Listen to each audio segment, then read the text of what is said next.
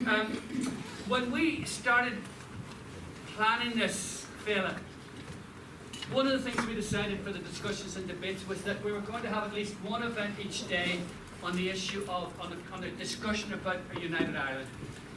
Now, already 2 years ago, in the aftermath of the Brexit vote, we noticed that that debate was happening spontaneously in a lot of the discussions that we were having. And by last year, I don't know if everybody quite agrees with me, but I got the feeling that there was a really interesting thing that had developed in our discussions last year on the issue, which was everybody was saying a united Ireland is coming. And that included loyalists and unionists who were at our events, right? And I think that the only thing that people differed on in the discussions was, well, two things. Number one, when? And number two, do I like that or not? But there was a sort of baseline that, you know, this is on the cards. So that prompted us to organise this event here today, and indeed other events on Monday, Tuesday, Wednesday, etc., where we're sort of saying, look, let's take it as given. Let's say, for worse or for worser, Brexit happens, and that we have a united Ireland, or we're on that course for a united Ireland. What are the consequences of that? The real practical consequences, for example, in terms of health, where we're having a discussion. For example, in terms of constitutional law, where we're having the PJ McGrory lecture on that topic. Okay? Today, we're specifically focusing in on the question of economics. What are the economics of a united Ireland? What are the benefits and what are the possible disadvantages of a united Ireland for both parts of this island when we get to that point? So that's the sort of brief that the speakers have today. The speakers are from your left, Paul Gosling, Martina Devlin, Ursula Barry and Pearse Doherty, and we're going to get them to speak in that order, about 15 minutes each. I'll sort of try to be frugal if they go beyond that, and then we will have it open to a Q&A afterwards. Okay, so folks, welcome to the panel, please.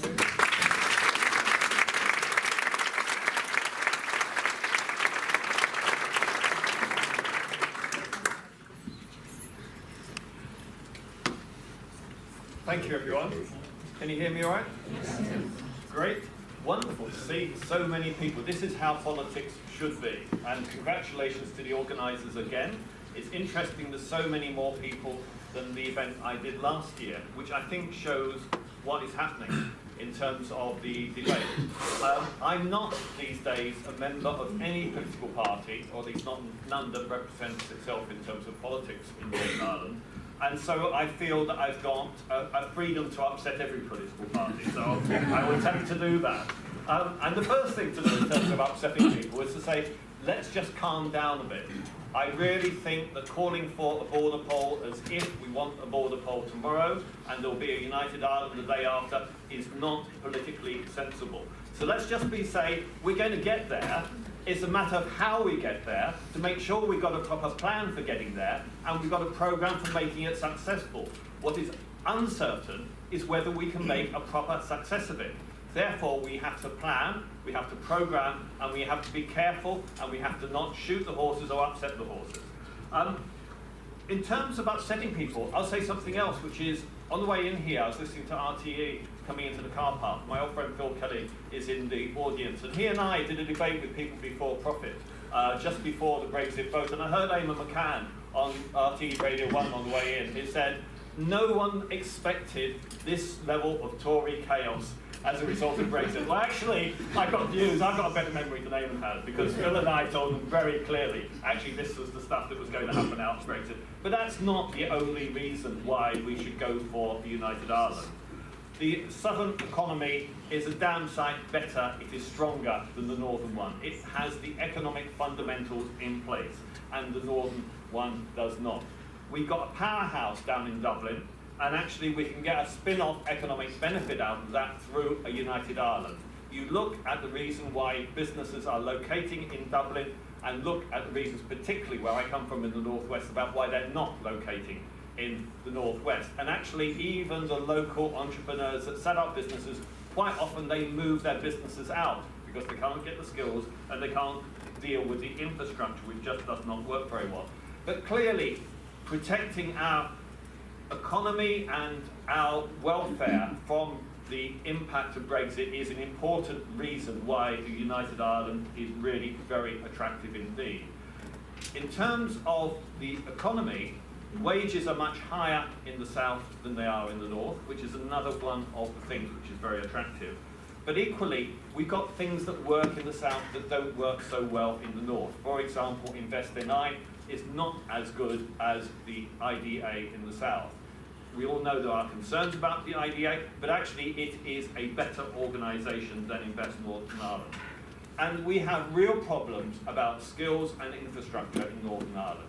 The productivity in Northern Ireland is, well, Northern Ireland and Wales have the lowest productivity of any region in the UK. The northwest of Northern Ireland has by far the lowest productivity of anywhere in the UK.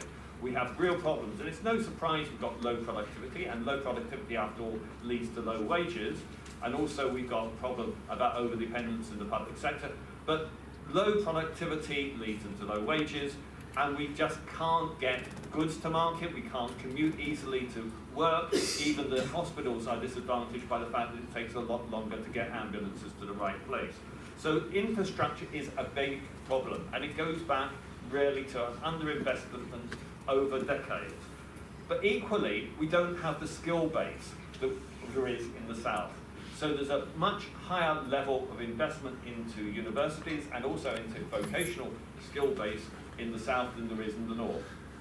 In Northern Ireland, I've been involved for the last 15 years, out of the 20 years I've lived in Northern Ireland, arguing we need a higher education sector which is much larger than the one we have at the moment. As things stand, we lose about a third of our students to the rest of the UK or sometimes to the south, and we don't get half of those skills back. More than half of the people who go away don't come back. And as a result, we don't have the skill base that will actually enable businesses to expand. And that is one of the reasons why even the local businesses that are established quite often either relocate or else have additional bases elsewhere. We need a larger higher education sector. And if that is not just me saying it, Andy Haldane, the chief economist of the Bank of England, said one of the big problems that Northern Ireland has in terms of its economy is that we just don't have the right number of university students. That is not to say that I want to stop anyone from Northern Ireland who wants to go to university elsewhere from doing so. But if we had the proper size of university, which means basically an extra third of places, then we would attract people from elsewhere, many of whom would stay there. So that's one of the problems we've got. But at the same time, we need to recognise there are difficulties about a united Ireland. One of which is that, yes, we have higher wages in the south, but there's also higher costs. And quite clearly, Dublin is struggling with lots of infrastructure problems and inflation problems, and Dublin really has problems that can't be solved in the short term. And as a result of that, we've got a very high cost of living in Dublin. And the health service. Again, listening to Eamon McCann on the way in, he's saying he supports broadly, I think he's saying he supports broadly the principle of United Ireland, but he couldn't support it without the National Health Service for the whole of Ireland. And that is a view that is heard across many communities, including from areas that you don't expect to hear it from. I hear Republicans say to me, yes, I want a United Ireland, but there has to be a National Health Service for the whole of Ireland. And that is an absolute priority.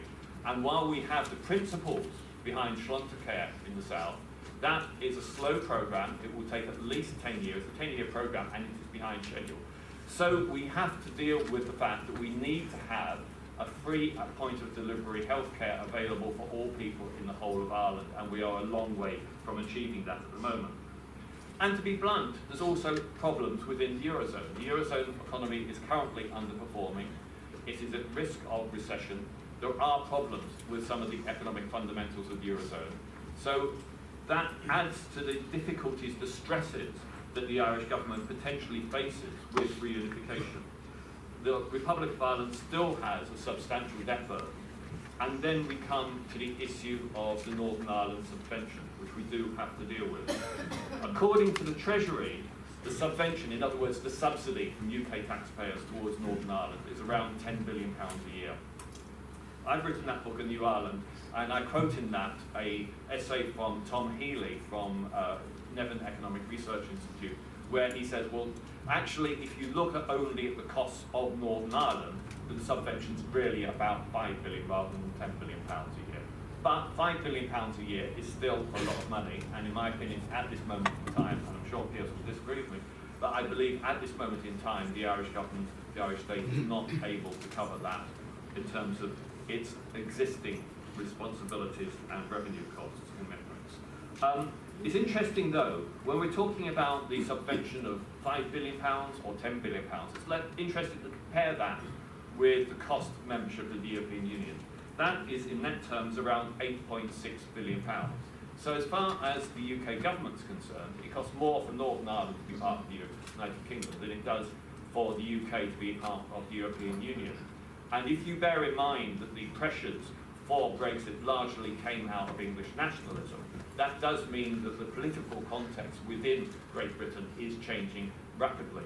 And of course, most of the people in this room will have come across the opinion polling of Conservative Party members, which showed actually that for the majority of Conservative Party members, Brexit is more important than the retention of the unity of the United Kingdom, whether that is Scotland remaining within the United Kingdom or Northern Ireland. As far as the majority of Conservative Party members are concerned, Brexit is the most important thing facing them. So there will be pressures from within English nationalism, not only to question whether actually people within the UK want Northern Ireland to remain part of the UK, but also about the pressure on the Barnett formula.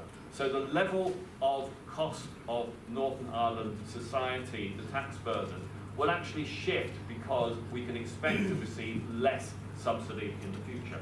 But I think it's worth mentioning before I finish a couple of items about why we've got a subvention and whether you include 5 billion or 10 billion. It's worth mentioning actually before I say that the reason why there is that difference between the 5 billion and 10 billion is the number of costs that actually are UK broad that are not Northern Ireland specific. So for example, the debt interest burden and the contribution to the armed forces. And that's how Tom came up with the figure for 5 billion rather than 10 billion. You still have to argue about whether Northern Ireland, if it rejoined United Ireland, whether it had an obligation to help meet the debt interest costs. But that's something that would have to be discussed and negotiated. But we're talking, in my terms, about a subvention of 5 billion. So why is it that Northern Ireland costs UK taxpayers around £5 billion a year? If people say, well, it's the burden of the troubles, well, actually, that's a very simplistic analysis.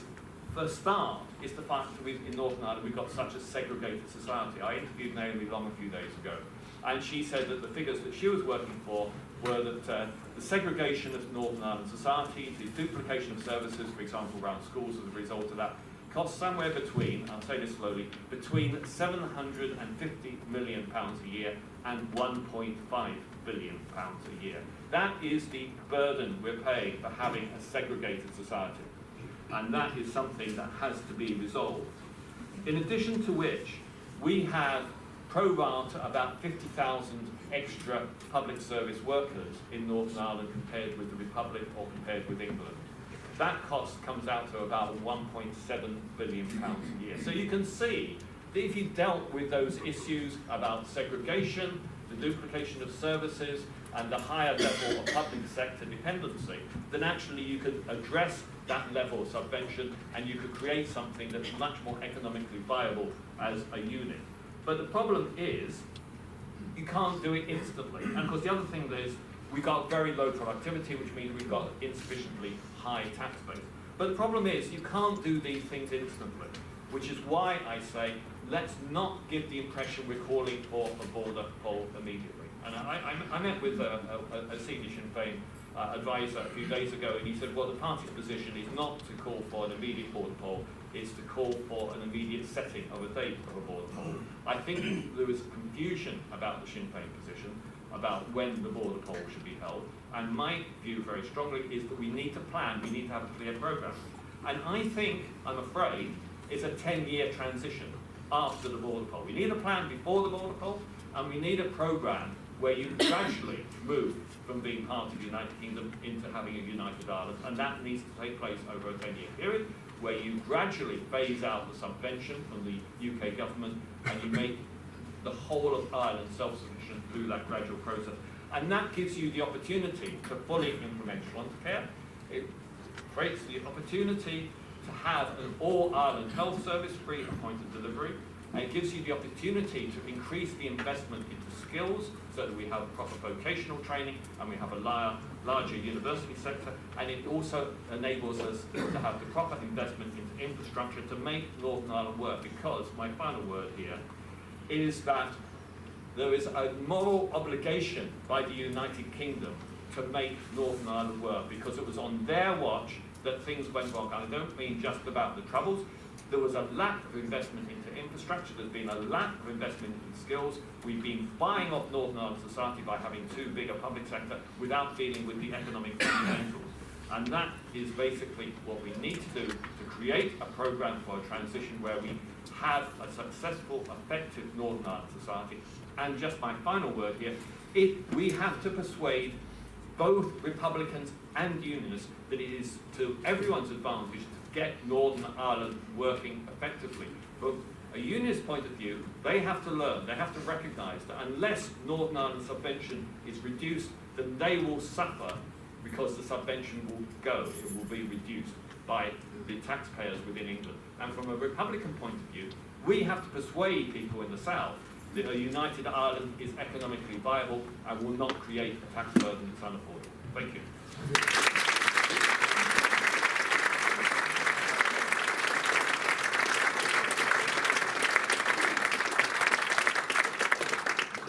Thank you, Paul. So, Paul's stuck to the time, Martina. Pressure. Martina Devlin. Good morning, everyone. Brexit has shaken something loose. You could call it possibilities. I can see a sense of common purpose that hasn't been evident in this part of the world since the days of the United Irishmen and women, when Belfast was known for radical ideas about social justice and democracy, and it was denounced for that as a hotbed of sedition. So 200 and odd years pass, and it seemed as if there'd be another convergence of interests compelling enough to overcome differences, until along came Brexit. Sands are shifting. There's a recognition of mutual interests between both parts of the island and between unionists and nationalists. But some practical steps need to be taken. At this point, I have to direct you to that well-known philosopher, Winnie the Pooh, who said, "I always get to where I'm going by walking away from where I've been." And hands up, I wrote that line from Senator Ian Marshall. The Union is on borrowed time. But the chaos of Brexiting is a reminder of the need to lay groundwork for change. Fail to prepare, prepare to fail. A case can be made for reunification on the basis of common interests. So, questions to ask people. Is the union working for you? Is it delivering jobs, opportunities, prosperity? If not, would there be better outcomes within a reimagined Ireland? Economic growth, jobs, access to higher education, those are all logical incentives. But the challenge is to present a case for mutual interests. An even bigger challenge is to ensure that there's sufficient funding to underpin a key transitional period. My view is that money can be found, but money should never be a reason not to do something if you believe in it strongly enough. And I would just remind you here today that during the financial collapse in Ireland, €64 billion was found to recapitalise the banks. Half of that was money down the drain because 2 of the banks were liquidated. Something else to remember is that during negotiations about this reimagined Ireland, we can learn from the past. So in 1921, during the treaty negotiations which led to independence for the 26 counties, one of the stipulations in the treaty was that the Free State would take on a share of Britain's national debt. So this was a burden that the fledgling state had to shoulder. And I'd argue that if independence is granted for the North, that it should be on a debt-free basis. That would be a very good starting point. Do any of you know the artist Rita Duffy? I think she's based in Belfast. Well, Rita Duffy cast an AK-47 in chocolate, and it went on display in London at the Institute of Contemporary Arts, and it was also shown here in Belfast. Now, in London, audiences all marvelled with a very sweet, strong smell of chocolate. In Belfast, people read the serial number and speculated about how she got her hands on it.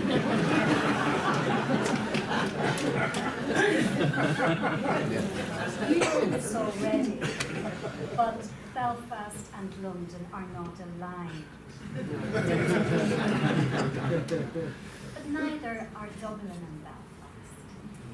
And if that chocolate AK-47 went on display in Dublin or Galway or Cork, the audience's reaction would be closer to London than Belfast. That's the reality.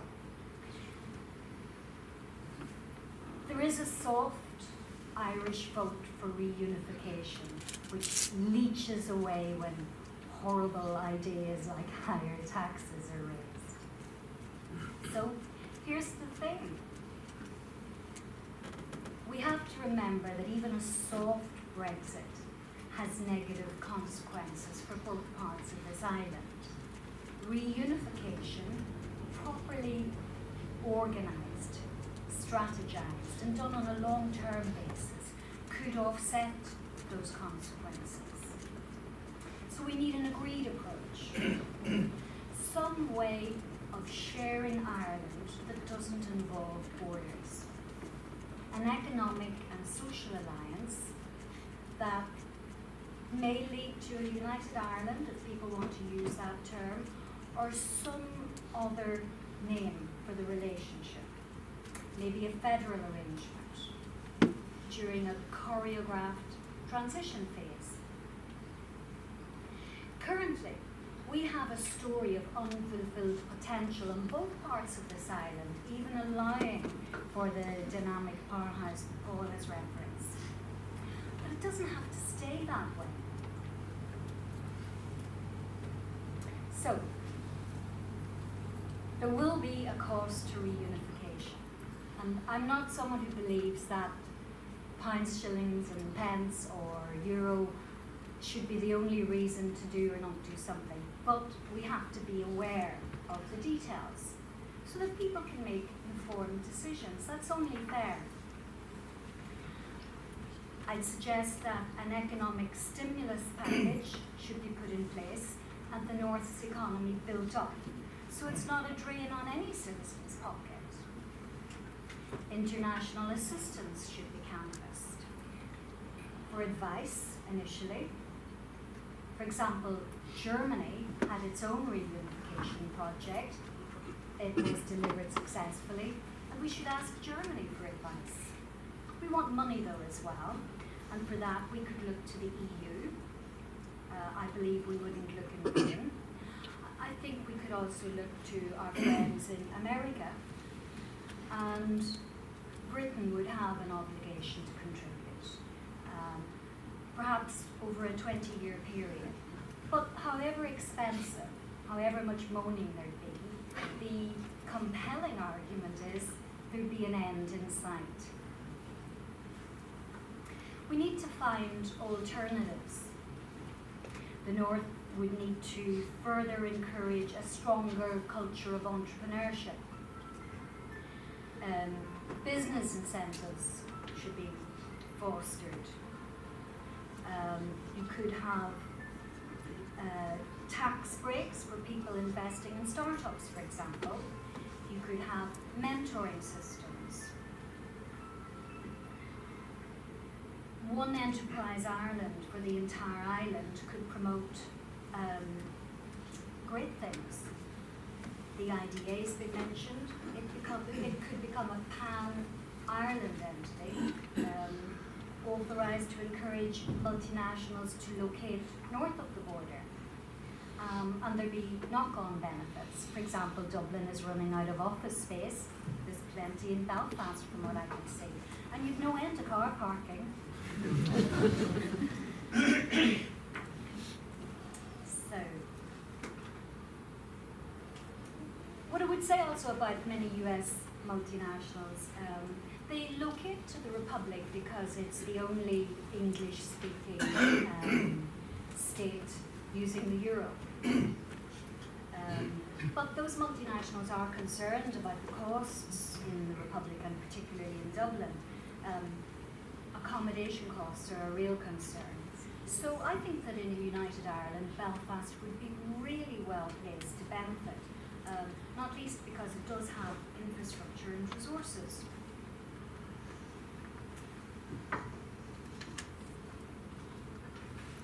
So what I want to say finally is that this can't be about binaries, such as winning and losing, nor can we expect unionists to stop being unionists.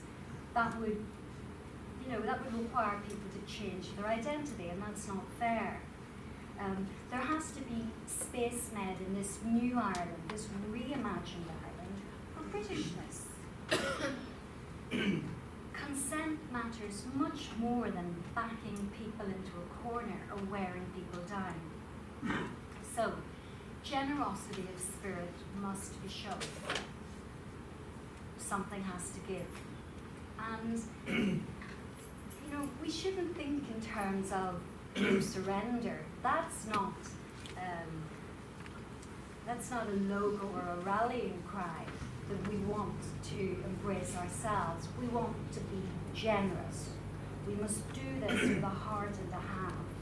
So, generosity of spirit requires conversations about a new national anthem, about a new flag, about new amendments to the Irish Constitution, about guaranteed seats in the Seanad for unionists, and about a guaranteed seat at the cabinet table. So let's prove that we're inclusive. We may have to reimagine the 12th of July. It may be that there are conversations around making that an all-Ireland holiday. And I accept that these arrangements will be difficult for some. But the prize is an important one, and we need to work towards it. Finally, I paid a visit to Áras an Uachtaráin during an open day, back when Mary McAleese was president. And do you know what I remember most about that magnificent building? Not the stately rooms or the wonderful portraits, or even the absolutely delicious afternoon tea we got with the miniature scones and so forth. What I remember best is her study, because I spotted on one of the shelves a wee orangeman soft toy complete with sash and bowler hat. And that to me was leadership. And it's what's needed now, that kind of generosity and understanding and appreciating that somebody else's symbolic icons don't topple your own. There's space for both. That's democracy. It's a work in progress, but let me tell you, it is a beautiful thing. Thank you.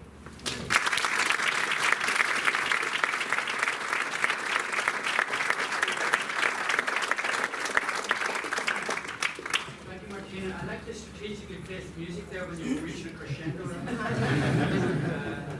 Next we have Ursula Barry.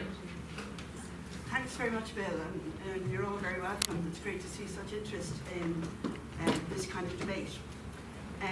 So the question that I have put to myself in terms of my contribution to the debate was, what would happen if we applied a gender or a feminist lens to our thinking about an all-island economy or an all-island society?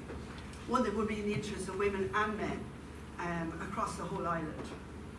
And my argument is that to shift our thinking towards applying a feminist perspective on the economy of society, the first and the most important thing to do is to place the care economy at its centre. What we do, when we do that, all the mainstream assumptions about economic activity and economic well-being would be challenged. As things stand, the care economy is not valued or is seriously and systematically undervalued on our island, and also in a global context. Economists such as Marilyn Waring, Kenneth Galbraith, Maria Mies, Silvia Federici have been producing a counter-narrative to the traditional model of development that has been imposed on us by mainstream economics for decades. Under this global system of measurement of GNP and GDP, what we are measuring is market-based economic activity that passes through the market and therefore carries a price.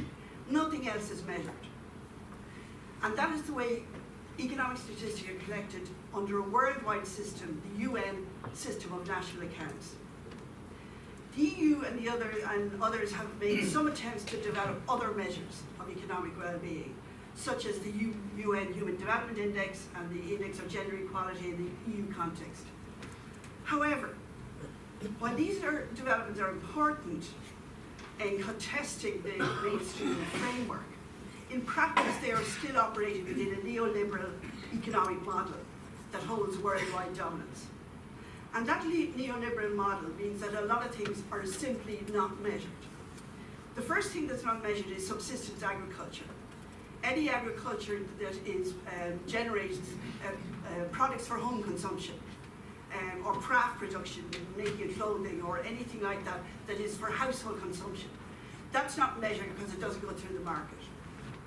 Any kind of household activity, care, domestic labour of all kinds, nothing is measured that is unpaid, that's happened in the household. Community activity, anything that's unpaid is not measured. And volunteering activity, anything that is not paid is unmeasured. So it's just not measured, not included, but rather it's excluded from the picture of economic and social activity in global contemporary economics.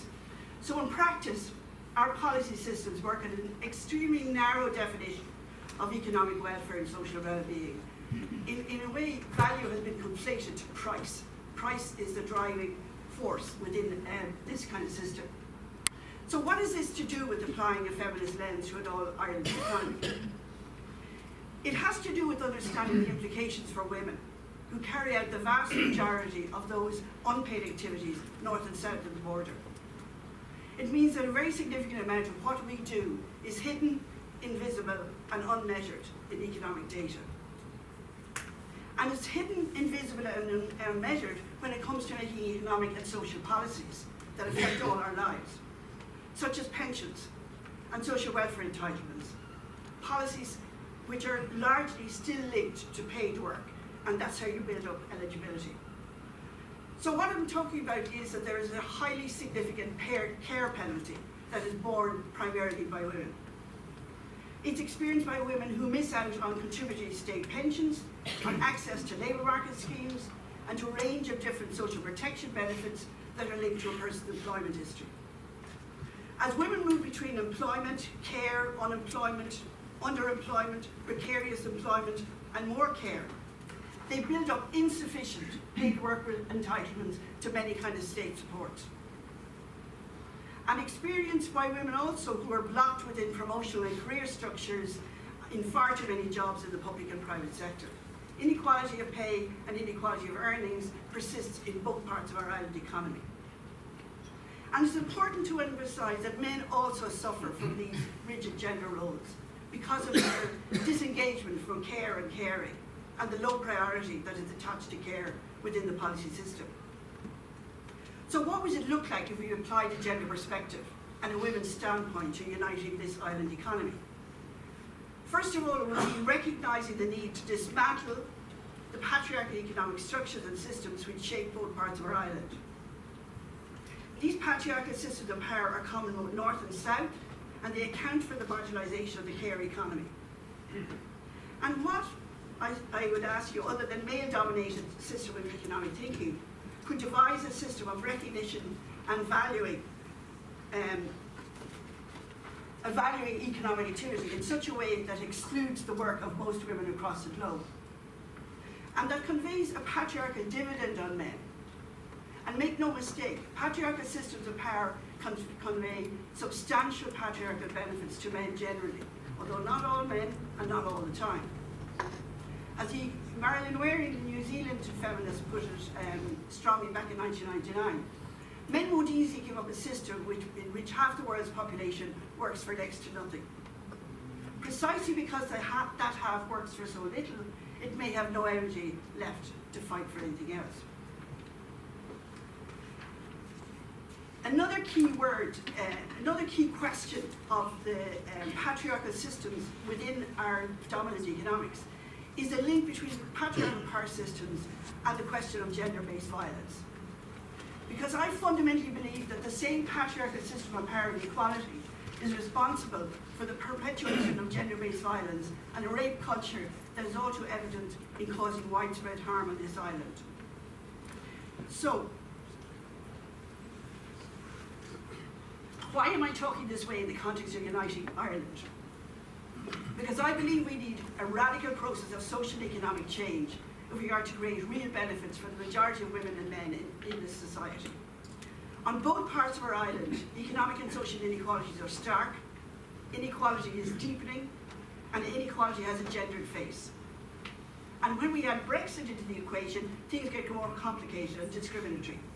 Isabella Schutz of the London School of Economics has written extensively on freedom of movement in an EU and Brexit context, and the conditions under which residency rights are acquired by EU migrants.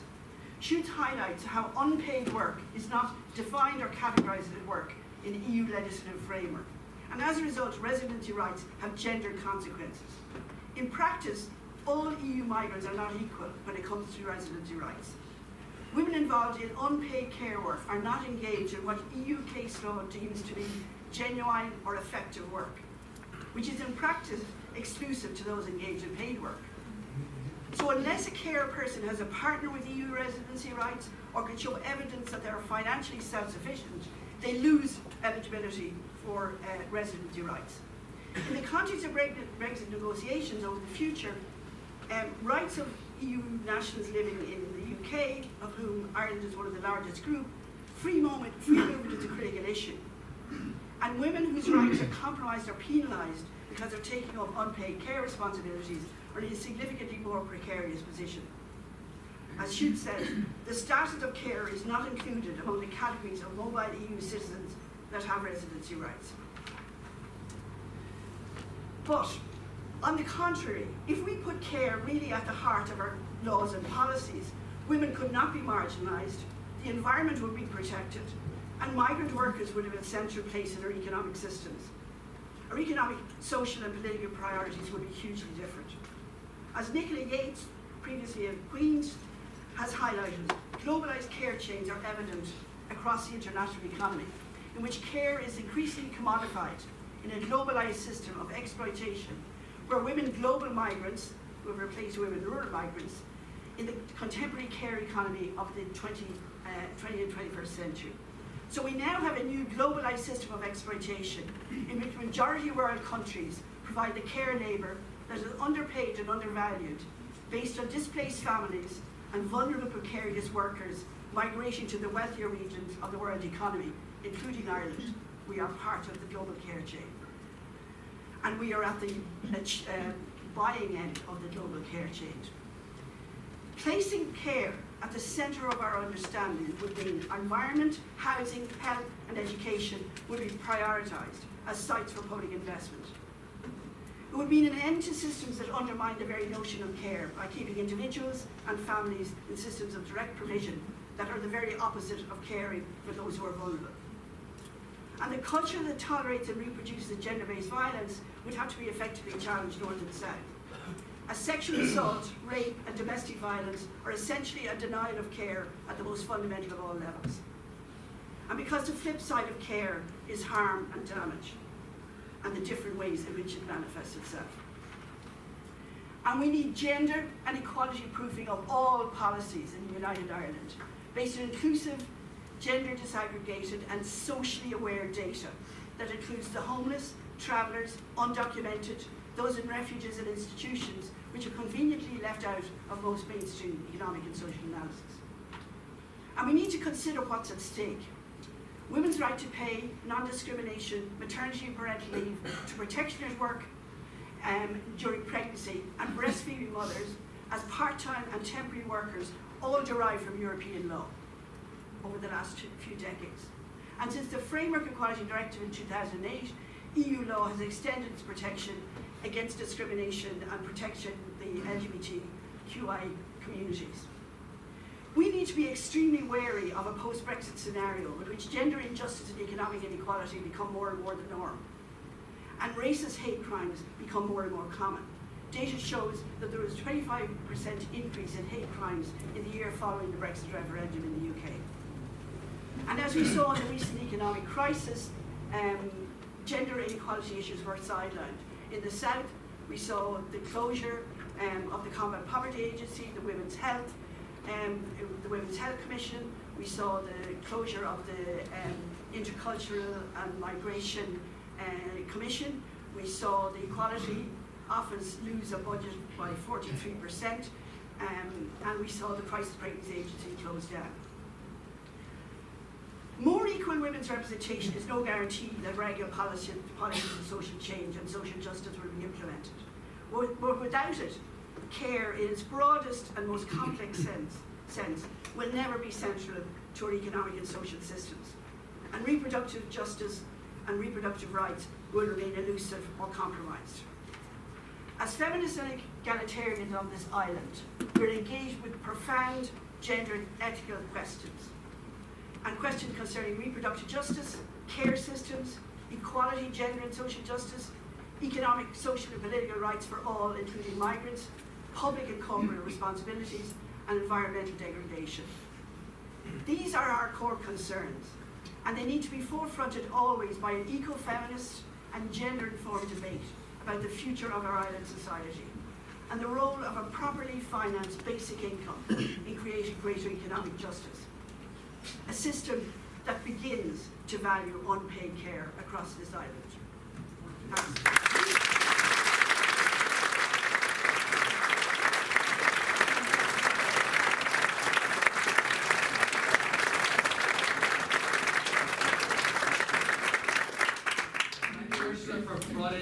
Running that out to the whole globe. So we thought it was a difficult question. Obviously, it's an even more difficult question.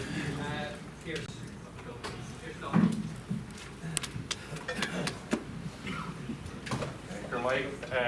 I guess Keimer echo my says to be in Shaw, Féile Phobail and Malfarske, which in ever Shaw played, but they were at playing a more a couple of years here in here.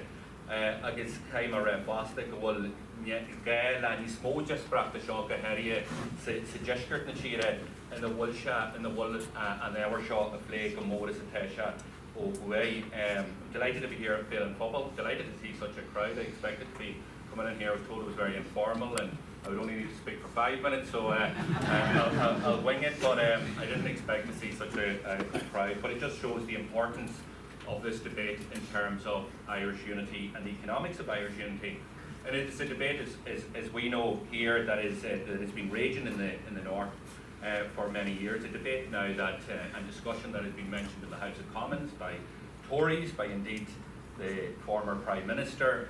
A debate that has been discussed in different summer schools and all the rest. But it's not a debate that has really taken off in the South, and there's a particular reason for that. And I would really appeal to other political parties and different groups and organisations to catch on to the debate that's happening, because the issue of Irish unity is something, I would argue that the train has left the station here, and the only question is what time will it arrive? And there's an importance for us to discuss, to analyse, and to reflect on the opportunities, the possibilities, the challenges that Irish reunification poses. Paul talked about, I think, stay calm. Maybe there's a new motto, keep calm, think 32. But for Sinn Féin, we're very calm on this issue.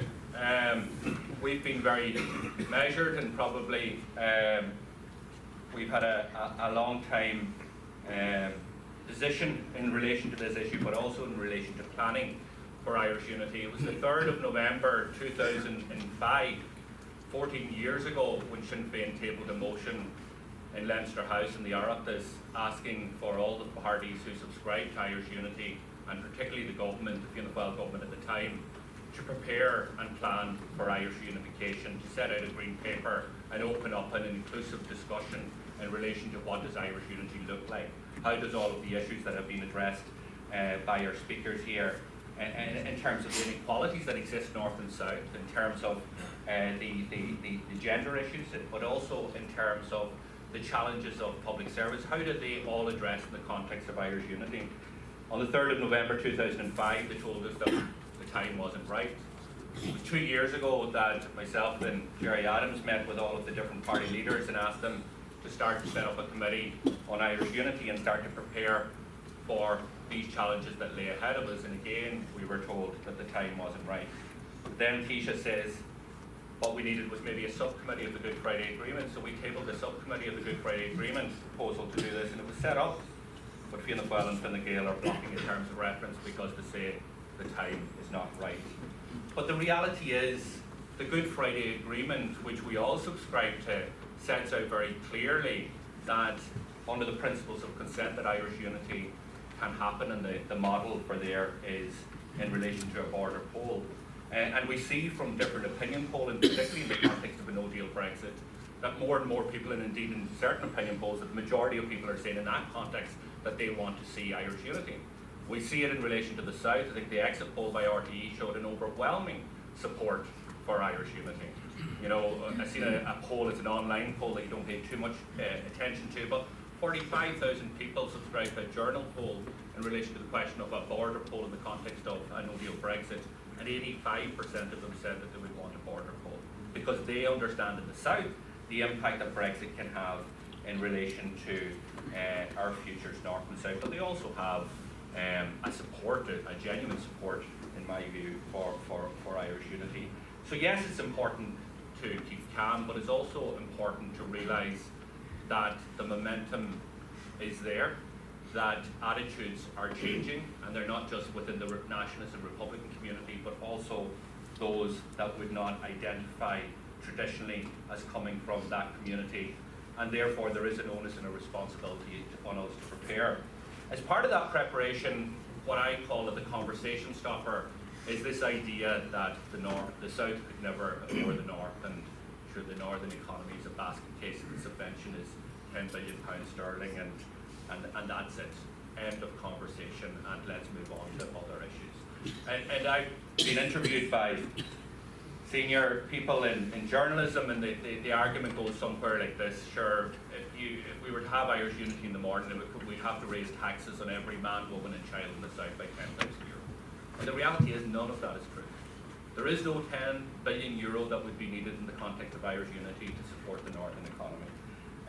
The subvention figures that are out there are mythical, they're not factual, and they've never been challenged in a robust way, in my view, by journalists in the way that I think they should. We in Sinn Féin have done a lot of work in relation to this here, and engaged with the Office of National Statistics in Britain to actually dig deep into what all of this means. And so let me take you through just what the subvention is, and what the myths are, and what the facts are. The suggestion from unionists, and indeed certain elements of the media, is that there's a £10 billion sterling subvention. Where they get that figure is that they say that the block grant, or what is assigned, attributed an expenditure to the North, is £26 billion sterling. On the other side of the ledger, the income, the tax that is generated in the North is €17 billion they estimate, or they attribute. So when you deduct both figures, you come up with a €9 billion figure, not the 10 billion, so you've made €1 billion saving straight away. But then when you look at each of those components, expenditure and income, you actually find that the figures aren't accurate. Not accurate in the way that they're being presented. So when we look at expenditure, when we look at what is being attributed by the Office of National Statistics in relation to expenditure in the North, it is broken into 3 components. The first component is total identifiable expenditure. Second component is non-identifiable expenditure. And the third component is expenditure outside of the UK. So if you look at total identifiable expenditure, this is money that is spent in the main by the executive in the North or by local councils. It's decisions that are taken by elected representatives here in this jurisdiction and spent on services and so on. But crucially, as part of that there is €3.4 billion. So out of this €20 billion that's spent by local bodies in the North, €3.4 billion is spent on pensions. And in the context of Irish unity, those pensions would still have to be paid by the British Treasury. Now, is that just spin from Sinn Féin? No, it's not. The reality is, my father, when he worked in Glasgow, he lives in Donegal and has lived in Donegal since 1980, up until his death a couple of years ago, he got the pension from the British Treasury. Because pensions work not on citizenship, but on residency. It works on your contributions in terms of insurance while you were living in a certain jurisdiction. When Scotland, in the debate in relation to Scotland's independence, it had to be clarified whether the pensions entitlements of Scottish residents would still be paid by the UK Treasury, and the UK Treasury had to clarify that those pensions would be paid because they're not based on citizenship, they're not based on residency, they're based on your contributions that you have made over a lifetime into the national insurance. So for a start, the €3.4 billion would not apply. If you look at the second category then, total non-identifiable expenditure, this is expenditure that isn't spent in the North. It's expenditure that is not locally decided in terms of where it is, but it's spent by the British Parliament, and a certain section of it is attributed to the North based on population. 85% of that money is made up of 2 categories. First category is the expenditure on the British Army, which makes up £1.1 billion sterling, and the second category is in relation to national debt, which makes up €1.3 billion. Now, just to give you an example, so the British government say that the contribution in terms of the North, in terms of British Army, is €1.1 billion. In the entire South, for all our wages of our peacekeeping personnel and our international peacekeeping operations, it amounts to €700 million. About nearly half what is being attributed to the North. So you can see very clearly in the context of Irish unity, we will not be spending an extra €1.5 billion on British or on Irish military activities, and therefore there's an automatic saving. The issue, as Paul mentioned, in terms of the $1.3 billion on debt, would be part of a negotiation, and it would have to be offset by all of the assets, because if you pay for some of the liabilities, then the argument is, well, we actually own some of the nuclear submarines, and we actually own X, Y, and Z, we own a bit of the House of Commons, and we own this and that, and we want our share of that if you're saying that we have a share of the debt. So that becomes a real political conversation and a negotiation in relation to that.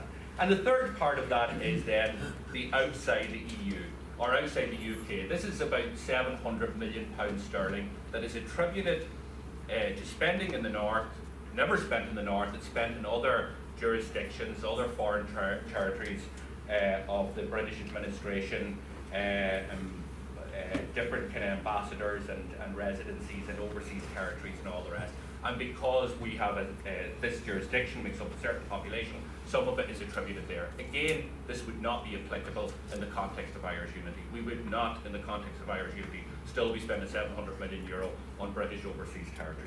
So you can see very clearly on one side of the ledger, where they argue that there's £26 billion sterling spent in the North, that it's actually really not spent in the North. And in the context of Irish unity, €3.4 billion in pensions wouldn't be applicable, €1.1 billion in British Army wouldn't be applicable, serious questions in negotiation about €1.3 billion of debt, and €700 million in terms of overseas territories would not be applicable. You add all that up, it comes to about €7 billion. The second part of it then is they look at the other side of the ledger, which is the amount of corporate taxes that are raised. in the north, and they estimate that that is about 17.3 billion euro, or pounds sterling. Again, there's an underestimation here, and the underestimation is in the region of about £500 million sterling. The reason the underestimation is here is because many of the larger national and international companies, the likes of your Asda's and your Marks and Spencer's, and the corporation tax, your retail firms, your banks, the corporation tax that they pay, that is generated genuinely here in Belfast or in Derry or in other areas, it is not recorded in the north, because it is paid by their parent company in London, and therefore it is recorded as tax that is generated in London. But obviously in the context of Irish unity, it is genuine tax that is recorded and should be recorded in the island of Ireland. So that increases your revenue here in the north. So you can see very clearly that the €9 billion mythical figure is a lot less than what is being suggested, and I've outlined that. Then the other argument is this here, and the argument is that the economy is so bad, it's costing us so much money that we couldn't afford Irish unity. But it's the reverse that is actually the case. The northern economy, prior to partition, was the engine that drove the island of Ireland. Belfast was the heart of the economy in the island of Ireland. It was only as a result of partition that there has been a skewed away from Belfast and into Dublin. And there's obvious reasons for that. They are the economic levers that we should have here to decide policy which is in the interests of Irish industry, of Irish workers, of our local economy, of our domestic economy, are not here on the island of Ireland. And we have a policy that is suited towards London and the City of London, and therefore the spillover effects, which are negative in the main, because they're not suited to this jurisdiction, has resulted in a very sluggish economy here in the south. What we see from international evidence and the first modelling of Irish unity, which was done by Kurt Hoopner, and this was peer reviewed by other economists of an international standing. They did a report in 2015 in the University of Vancouver, and they suggested over an 8-year period that the benefits of Irish reunification would bring €36 billion to the economy north and south. They looked at it subsequent as a result of Brexit and looked at the cost of non-reunification in the context of Brexit. And they said the only net economic benefit of all the scenarios they looked for is Irish reunification. And Irish reunification in that context, in that report that came out in November 2018, meant that there would be an €18 billion stimulus to the northern economy and between €5 and €6 billion to the southern economy. Now, what does that mean when we talk of GDP figures and an increase in economic activity? With increase in economic activity comes jobs. With jobs comes increased taxes. With the increased taxes means that you reduce the deficit, you grow the economy, and so on and so forth. So whatever about the deficit, and the deficit a lot smaller than what is suggested, economic activity in the context of Irish unity will actually shrink that deficit, and indeed could actually deal with it in its entirety. But let me say this, even for those who still don't believe the international evidence, who don't believe the peer-reviewed economists, who don't believe people like David McWilliams who've looked at this and reported on this here, who don't believe in the fact that the information that we're putting out here today from the Office of National Statistics in Britain, and still argue that the North couldn't afford, or the South couldn't afford the North, even if the deficit was of that magnitude or less. And you know, we've heard some today say that we still couldn't afford it. That's not true. One of the jobs that I have to do as finance spokesperson for Sinn Féin is to prepare an alternative budget each year. One of the first things I have to look at is how much money is available in each and every year. In the South, the Department of Finance produced a 5-year projection, a baseline projection in relation to what is available to spend each year over the next 5 years. So what is available to spend over the next 5 years in the South? It's €20 billion. And I'll finish on this here. 6 billion of that is already pledged.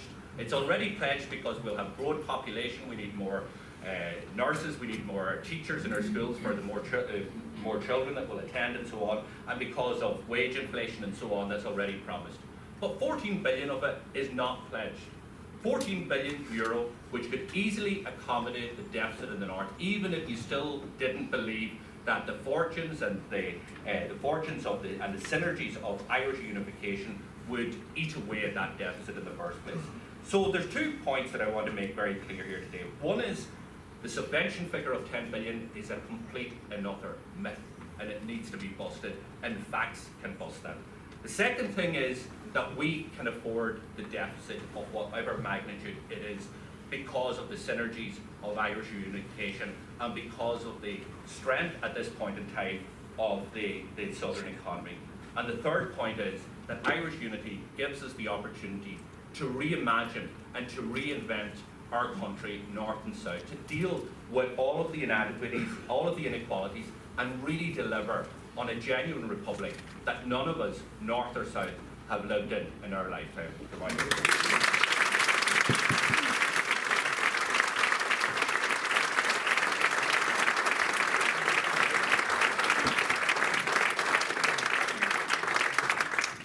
Congratulations to everybody. We spent less than an hour doing that. That's good, and that should set the trend. I hope for what follows. Folks, we find very often at these events that we run every year that some of the best, some of the most stimulating ideas and conversation come after the talks. Now, that's not any reflection on the talks, but, and I'm hoping that today might be the same. But in order to do that with such a crowd, I'm going to ask for a little bit of discipline from everybody, which is be as snappy as you can, either in the contributions you make when I point to you to ask a question or make a comment, and to the panel also, be as snappy as you can. And it may not be that every question needs to be answered by every person on the panel, okay? Okay, so 1, 2, 3, and I can only count to 3, so I'm stopping at 3 each time. 50 plus 1, discuss please. 50 plus 1, discuss please. Who wants to take that? Martina? It's the legal position. It's the legal position. It operates in every kind of election that you can think of, and it also appears to be the terms of the Good Friday Agreement. But personally, I would like it to be higher, because look at Brexit, 52, 48%, and Britain is absolutely riven with division. So learn from the past. We're fools if we don't, and those of us who believe in reunification should get out and make the argument so that when the vote happens, it's much more than 50 plus 1. Oh, go ahead. I think the parties aim unrealistically to persuade every single person, and that is the objective 100%. But, of course, the legal default is 50% plus 1, and that's simple. That was a good start. Good morning. Another excellent debate. Sarah organised that. I've come to Féile for 31 years. Now, the topic is all about the economics and about a new Ireland or a United Ireland. I'm wondering how the panel have it. At the minute, we're stuck with Brexit. We've got the unionists saying they don't want a United Ireland. I'm trying to keep this short and sweet and get it all in. The DUP and the TUP, for example, can't even bid each other a time of day in our government here. So I'm old enough to remember standing on the Falls Road. I was 12 and I was standing with Grant Armstrong at the 50th anniversary of the Rising. And what I'm wondering is, in this new Ireland, if we ever get there, I don't believe I'll be allowed to see it, because we're having to drag unionists kicking and screaming to try and get a government up and on here. We've got a circus at Stormont, we've got a circus in Westminster, we've got a circus in America.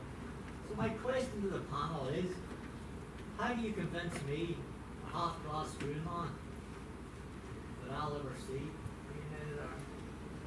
Given the fact that the unionists here, they make it quite clear, it's not about the economics, it's not about money. With the Blessed Union, they will never give up. I mean, and I'm not saying that all unions are like that, but the DUP, the clue's in the name, it's Democratic Unionist Party, isn't that?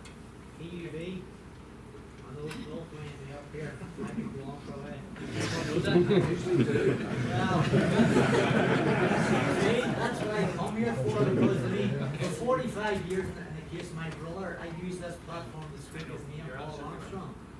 And that's what Féile is about, giving Joe Bloggs who can't get on the Nolan show, doesn't want to get on the Nolan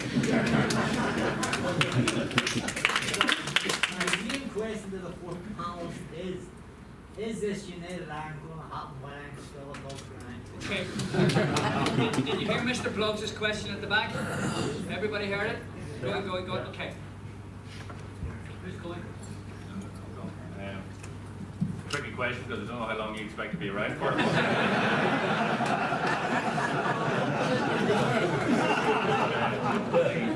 Well, let me say this here because it's a very good question, and look, I passionately believe we are going to see a united Ireland. It is happening. It is the transition is happening. What is failing to happen is us failing to plan for it. Now, you mentioned about unionism. Well, of course, unionism. It's in their name. It's in their DNA. You know, they identify as British, and they will resist Irish unity, and that is their modus operandi, and that is fair enough. But you know as well as I know that this state here was created as a unionist-dominated state. But you'll also know that in the last 2 elections, unionism have lost their majority. And that is the best way of convincing you that things are changing, that the wind is changing, that there is change taking place. And you know, the question that we were asked earlier on about 50+1 is a reaction to the change that is happening. And I'm sure that unionism would not accept you know, a 60% margin for them remaining with Britain. So it's 50% one. The change is about to happen. Our job is to prepare for that change and to make sure that unionism, as comfortable, and some of them will always resist it, but that the majority or the most people who identify as unionism recognise in this new Ireland that it is a place where their identity, where their cultures, where their rights are cherished and valued. And that's the job that we have to do over the next period of time.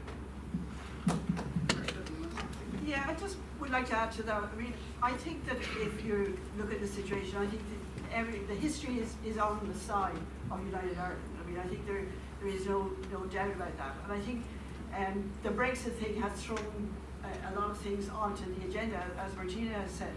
And, you know, when you look at the situation, you know, the demographic change is happening, the political change is happening, the loss of the majority for unionism is really key. And if you see, I think we're looking at a process of the breakup of Britain. You know, that's where I think things are going. And Northern Ireland and the unification of Ireland will be part of that process. And I think you will live to see it. I'm fairly convinced that I'm going to live to see it, so I would share it.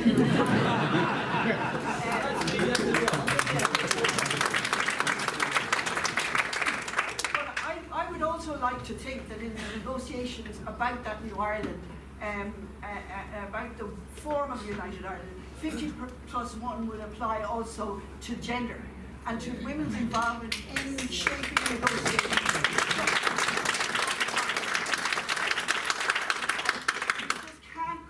Through a situation where we have a male-dominated and a kind of macho, Boris Johnson macho-style negotiating process, and we need to move away from that, and we can move away from it, and I think we'll get to an agreed new Ireland faster if it's gendered and inclusive.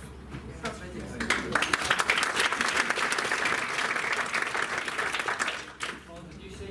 Yeah. Society in Northern Ireland today is, in simple terms, divided into 3. So we have unionists, we have nationalists, we have the neutrals, the people who are neither one thing nor the other. And actually, I could be classified as that because I'm not Irish, I'm not nationalist, I believe in a united Ireland. So that's where I come from. And people I know, and I know well, who are born into unionist traditions and families believe in a united Ireland. Because things change. We actually, despite the fact that I say that we need to aim for 100% persuasion, we know that we're not going to get it. There are some unionists who are not going to be persuadable, but we don't actually, in practice, need every single unionist. What we need to do is to persuade all nationalists and Republicans that it's practical and we can deal with the health service concerns in particular. And we need to persuade the people in the centre, the people who maybe come here to work from Poland, people who come from other backgrounds, people who are atheists by background, that actually a united Ireland is the best way forward for them. And we need to have programmes and plans to do that, which is why I believe that actually Sinn Féin is wrong in saying repeatedly that the Irish government has to put forward a plan. Yes, the Irish government does have to, but I believe that every single political party that believes in a united Ireland has to put forward its own plans as well. And what we then do is we have an open conversation and discussion where we compare those plans and we work out how to bring things together. Because actually, to be successful, this has to be a movement that's led by civil society, not one that's seen to be owned by any particular single And that, I believe, is the way that we persuade as many unionists as possible by it being led by a coalition of different civic groups, which brings together civic unionism, civic nationalism, and civic neutrals to have that conversation. And what's really important is we stop simply saying we want it and we actually focus on how we achieve it.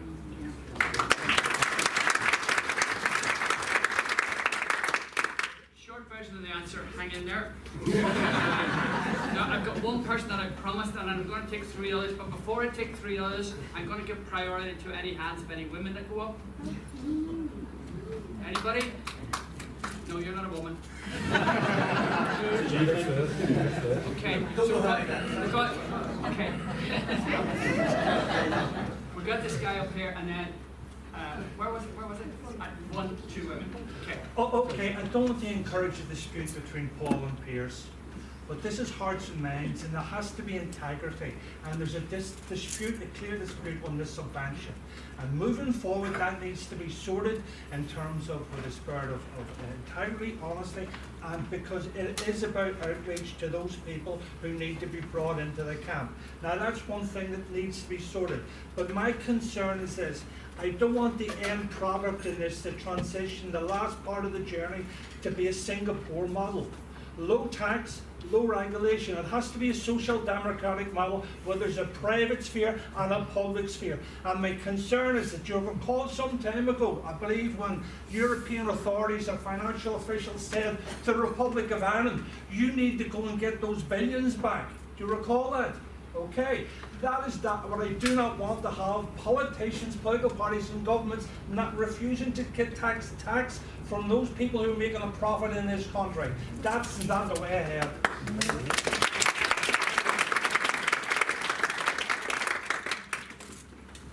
We need that as a comment. Okay, thank you. You're welcome. Oh no, sorry, look at the door. Who was the woman who had her hand up? There was she? Yes, please.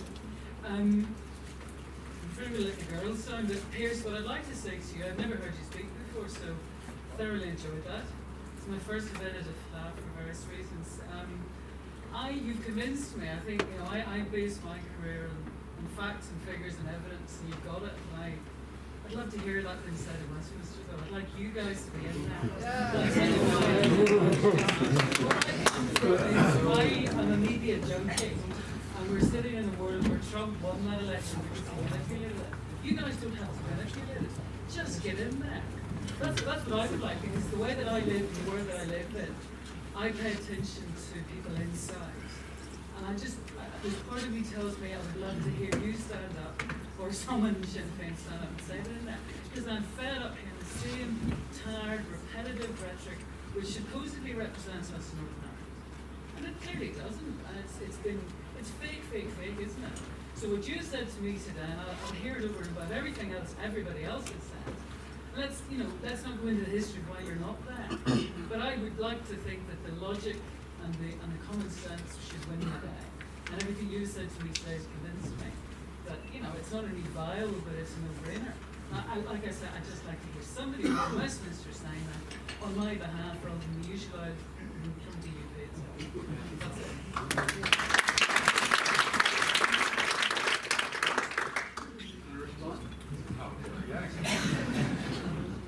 Well, I actually would love our 7 MPs to be able to stand up in the Dáil and actually say what I said.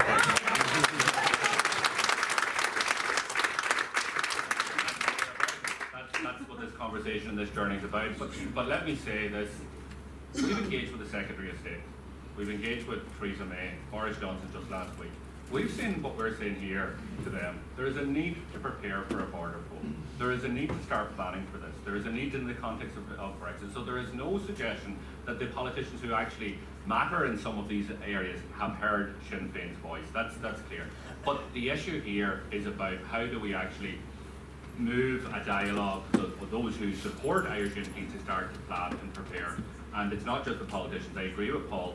The Green Paper, like for people, a Green Paper is a discussion document which invites society and civic interest to contribute to a document. A White Paper is when the government take charge. What Sinn Féin are calling for is the government, along with the rest of us, to start that conversation with civic society in relation to preparation for Irish unity.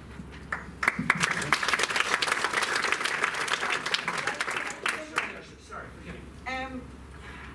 I do feel very sympathetic to your position. I do think that we're in a very particular situation where within Westminster the Conservative Party is hugely vulnerable. And there is an opportunity maybe to derail the Brexit process. They're only a majority of one with Boris Johnson at the moment. And there's Sinn Féin has 7 MPs.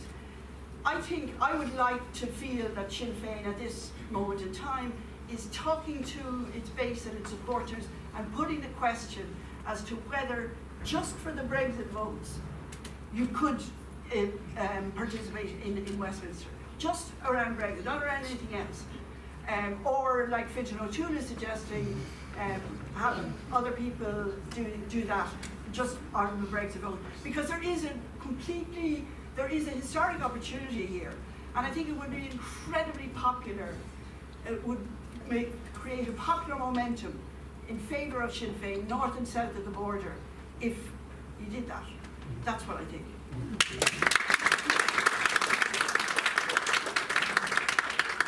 Just in case you're not aware, Fintan O'Toole's suggestion that Sinn Féin MPs stand down cause by-elections, don't run themselves so that the pro-Brexit parties like the Greens and Alliance would then go into Westminster speak.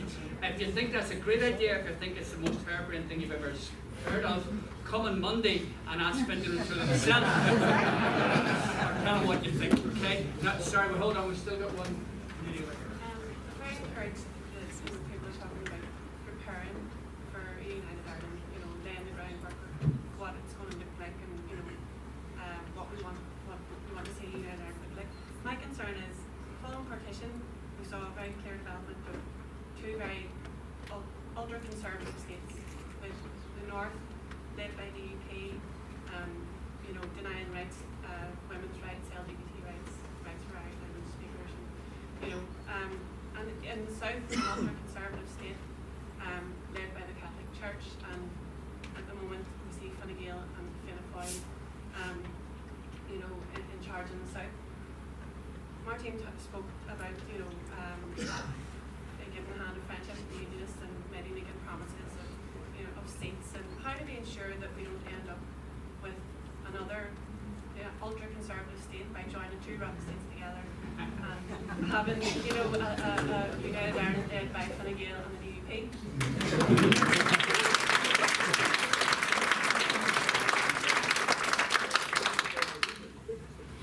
Well, I think you're absolutely right. The 2 highly conservative states developed post-partition.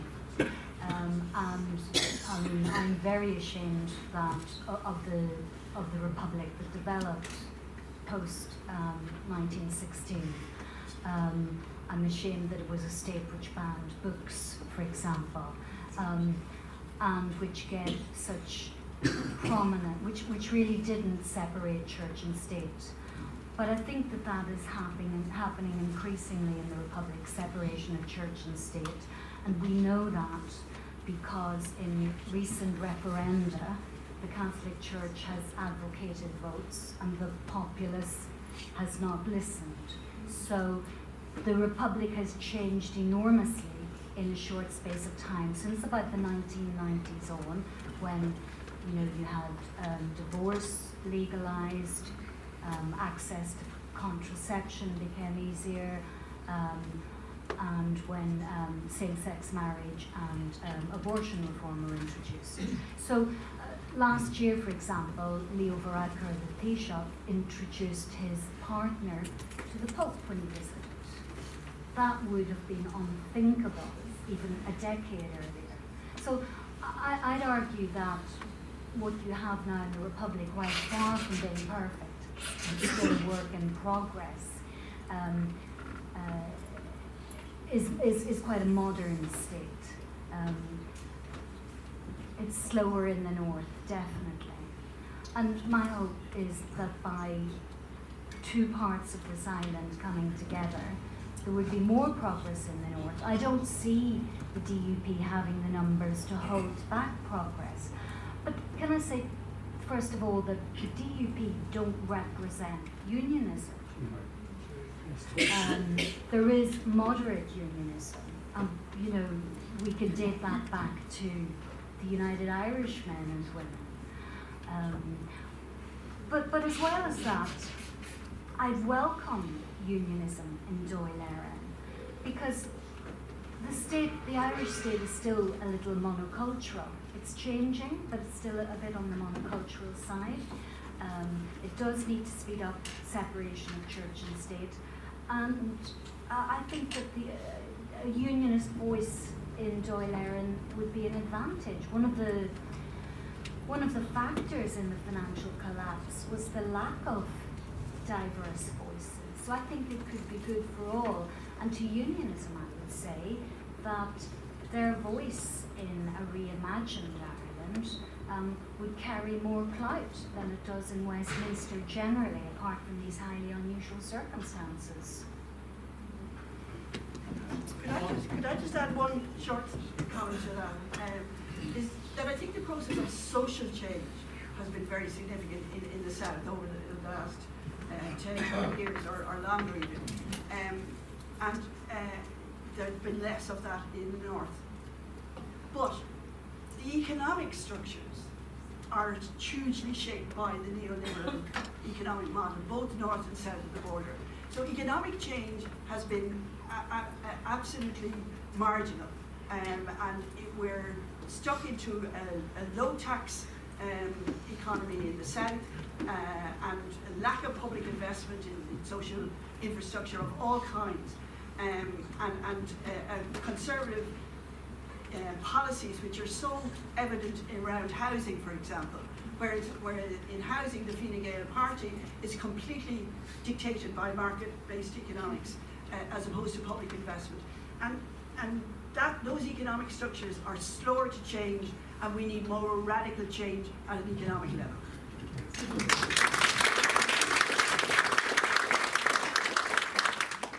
I'll respond by linking in with the previous question about the subvention, because as well as the issue of subvention, there's also the very important issue about whether we want a low tax model. And the simple answer in terms of the subvention is the 5 billion figure that I've used is based on the work that Tom Healy, who was with the Netherlands Economic Research Institute, used, which as far as I've seen is the best analysis when you break it down. So Pearse and I just have to disagree over this, and I'm simply basing it around what the Netherlands Institute did, which is a trade union orientated think tank. And other people have done work, Richard Ramsey at Ulster Bank, but he won't tell me what outcome he found, so I guess can't really help you with that. But I think it's very important. We can't guarantee what the future of a united Ireland will look like in terms of economics and social policy, because that's democracy. We have to fight for what we want, and we fight for it within a united Ireland rather than within the separate jurisdictions, and fight in terms of putting forward the political ideas. Personally, I regard myself as a socialist. I believe in the regulated market, and that, I hope, is where we move. But the truth is that while the Republic of Ireland adopted a much more European outlook than Northern Ireland or Great Britain did, that came with, yes, the positives of social liberalism, but it came with the negatives of economic liberalism. And we actually, I'm afraid, there is no shortcut, there's no guarantees. We have to argue, whether we're inside the European Union, outside the European, whether we're part of the UK, whether we're part of the United Ireland, we have to argue for our political ideas. We have to make the case, we have to say that system doesn't work. And you know, there is this enormous failure of memory that 2008, the financial crash, the worst crash since the 1920s, was caused by the under-regulation of the financial system. And now we're being told, those of us who live in the north, that by Boris Johnson, that the future is with a lower regulated system, with a lower tax base. And that is not what I want. And actually, a lot of people in Northern Ireland, whatever their backgrounds, do not want that type of economic model, which is damaging to people. So the simple truth is that we have to argue our case. And to take Martina's other point, the other area that feels let down by the DUP, not just people who are socially liberal, not just people who are not identified, lots of loyalists. I've done lots of interviews for podcasts, a series of podcasts about asking influential figures about how they see the future of Ireland, North and South, about how they see the future of the border, about what they want in terms of creating a more positive society. And if there's one section of the population that is unhappy with the way things are in Northern Ireland, it's the political leadership of loyalism. Because loyalists feel badly let down by the DUP. And working class loyalist communities have a lot of common interests with the rest of us, and we have to build on those.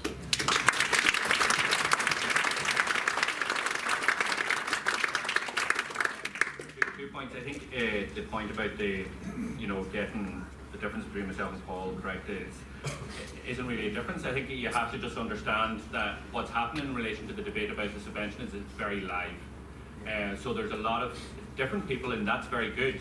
There are a lot of people trying to grapple with the idea and with the facts of it. Now, anybody who's looking into this all agree and argue that the subvention isn't the 10 billion figure. Yeah. The issue here, and the Scots had the same issue with independence, is that the Treasury doesn't create a set of accounts uniquely for the North, so you have to dig really, really deep. So the information that we have now is the first time we've put this in the public domain here at Féile. But we are privately engaging with all of the other actors who are dealing with this, including the ESRI and all of the rest, providing them the detailed information that we have. And I have no doubt, as we've already had some of these private conversations, that they are now adjusting their view of what the deficit is or the subvention is as a result of this. So it's because it's live that there's a different figures coming out that that wasn't available maybe a couple of months ago when the Devlin Institute did their piece of analysis. In relation to the comment about the Conservative state, that analysis is there and that fear is there, and that's why I think that if you, and I agree with Paul's and others' views in relation to the economy here. I don't want a United Ireland that is just based on the 26 county marketplace economy. Absolutely not. I believe in a real republic. I think Irish unity in itself is going to force discussions in relation to questions about universality around health, about public services, because you have to integrate two different sectors, despite the fact that now you have Britain rolling back in more privatisation and less regulation and so on and so forth. But that is going to force an issue which the South has not been comfortable or has not dealt with in the past. The second thing to me is that if it is just that type of conversation, then we failed. We need to have a wider conversation about what underpins a new Ireland. What does the new constitution look like? What does the Bill of Rights look like? And the Bill of Rights isn't just about protecting British identity or traditions or symbols that are important to those that identify with Britain, but also what are the fundamental rights in a new Ireland? How do we really build a real republic for the first time? And that's the real opportunity. That's the exciting part about what is ahead of us. But that exciting part will only happen if we plan for it, if we start discussing now. Because if we don't plan for it, as I said, the train has left the station. It's going to arrive sometime, and when it arrives, then it's too late to have these type of preparations. And that's what's happened in Britain with Brexit. With no planning, they called a poll, and so on. So there's an onus in all of this. From as I said, my contribution. It's not just politicians; it's civic bodies. You look at the Common Luke West Gaelic, I'm heading to Mayo in a minute to Donegal in the Super 8. But if you look at their constitution still, it's about preparation in terms of Irish unity. There's a responsibility on GAA leaders to be discussing about how we prepare for Irish unity. There's a responsibility on community groups, on organisations, on trade unions, on business groups, on all of us, because it is going to affect every section of society, but it also creates huge opportunities for all of those sections. So my message is get involved in the debate now.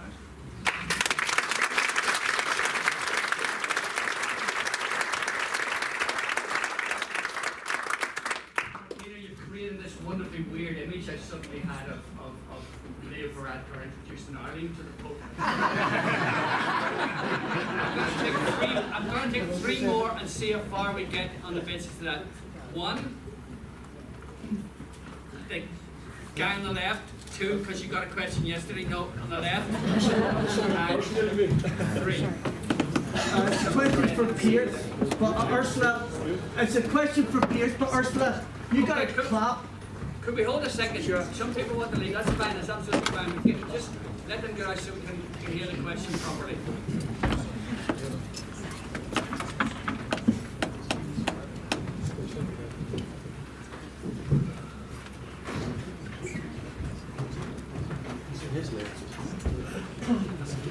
Okay.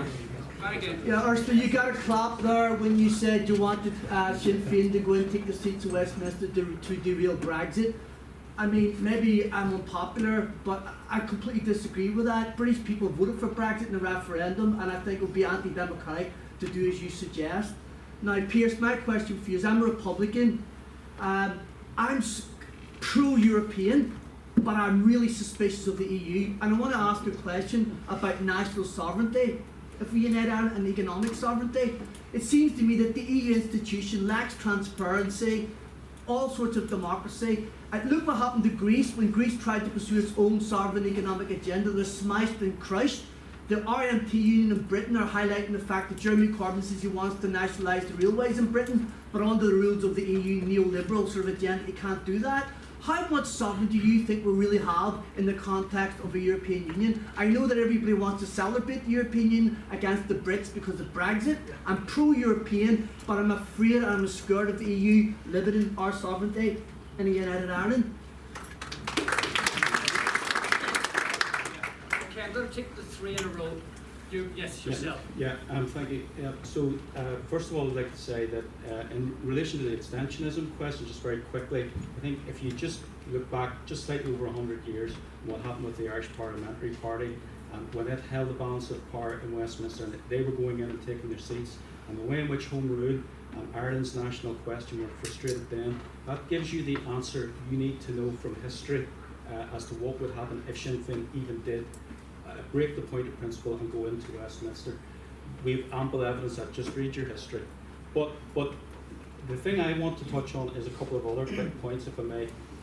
Paul has quite correctly made the case of the economics of a United Ireland. That's a case that has not been made, and we need to get it out there. Pearse, you said two very telling things.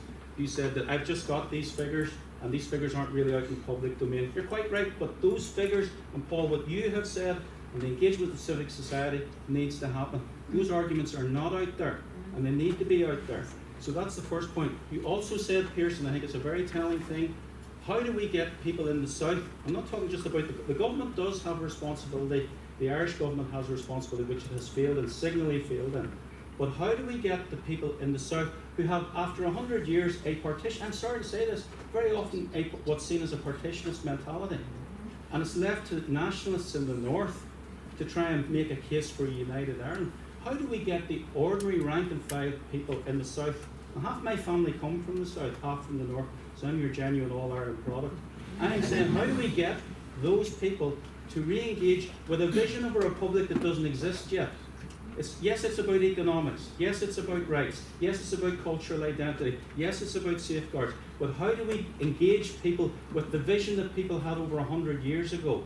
A republic, and a republic that, as the proclamation set out a vision and a dream, and if you like, a list of things that the Irish people could expect. How do we do that with the people in the south? Because it seems to me there's a comfort zone that says, let's just sit back and see how the north sorts itself out. That's the impression that you get. So we know the people in England, well, it's popularly put out there, and people in England will get shot of us in the morning. And I think, to a large extent, that's probably true. But what about the elephant in the room? This is a nation, it's an Irish nation. What about the rest of the nation and the rest of the country? And that's where I think there's a job of work to be done. Thank you. Brad, third one here. Thank you. I just wanted to say that the push for the border poll and Irish reunification seems to be driven from the north and from the change in the demographics. If Turkeys don't vote for Christmas, what's in it for Féile, Féile Foyle, interest for us. Okay, maybe you didn't hear at the back that Fra was saying that the push for a border poll seems to be coming mainly from the north. So the question is, what about Fine Gael, Fianna Fáil, what's in it for them to support border poll? Anybody want to start? Yeah. Just to answer the most recent point first, what's in it for Fine Gael? Let me tell you, I believe passionately that Leo Varadkar would love to be the first Irish Taoiseach of a 32-county Ireland. I can't think of any senior politician in the Republic who wouldn't see that as a feather in his or her cap. But they are nervous. They're nervous of antagonizing loyalism. But I do see movement on that front. It may not be very apparent to people here, but it is visible. The other thing is, there are conversations, just to go back to your point, sir, there are conversations happening in the Republic, you're just not aware of them, and your impression, forgive me, is wrong. I can give you 2 examples. I spoke at Dalkey Book Festival in June on this very subject, and there were 4 times as many people at that event as are in this room. There was standing room only. It was at 3:30 on a Friday afternoon. I rolled my eyes when I saw the programme. I thought there'd be nobody there, a bit like Pearse when you arrived. I thought there'd be nobody there. It was and people paid to get in. So they put their money where their money was.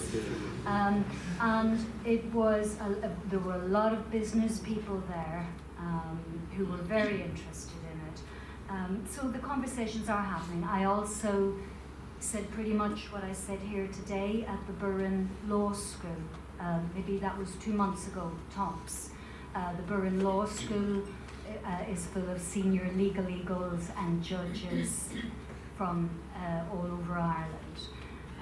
And I find people from the Republic very, very engaged and interested in the subject. So, take heart from that. The conversations are happening.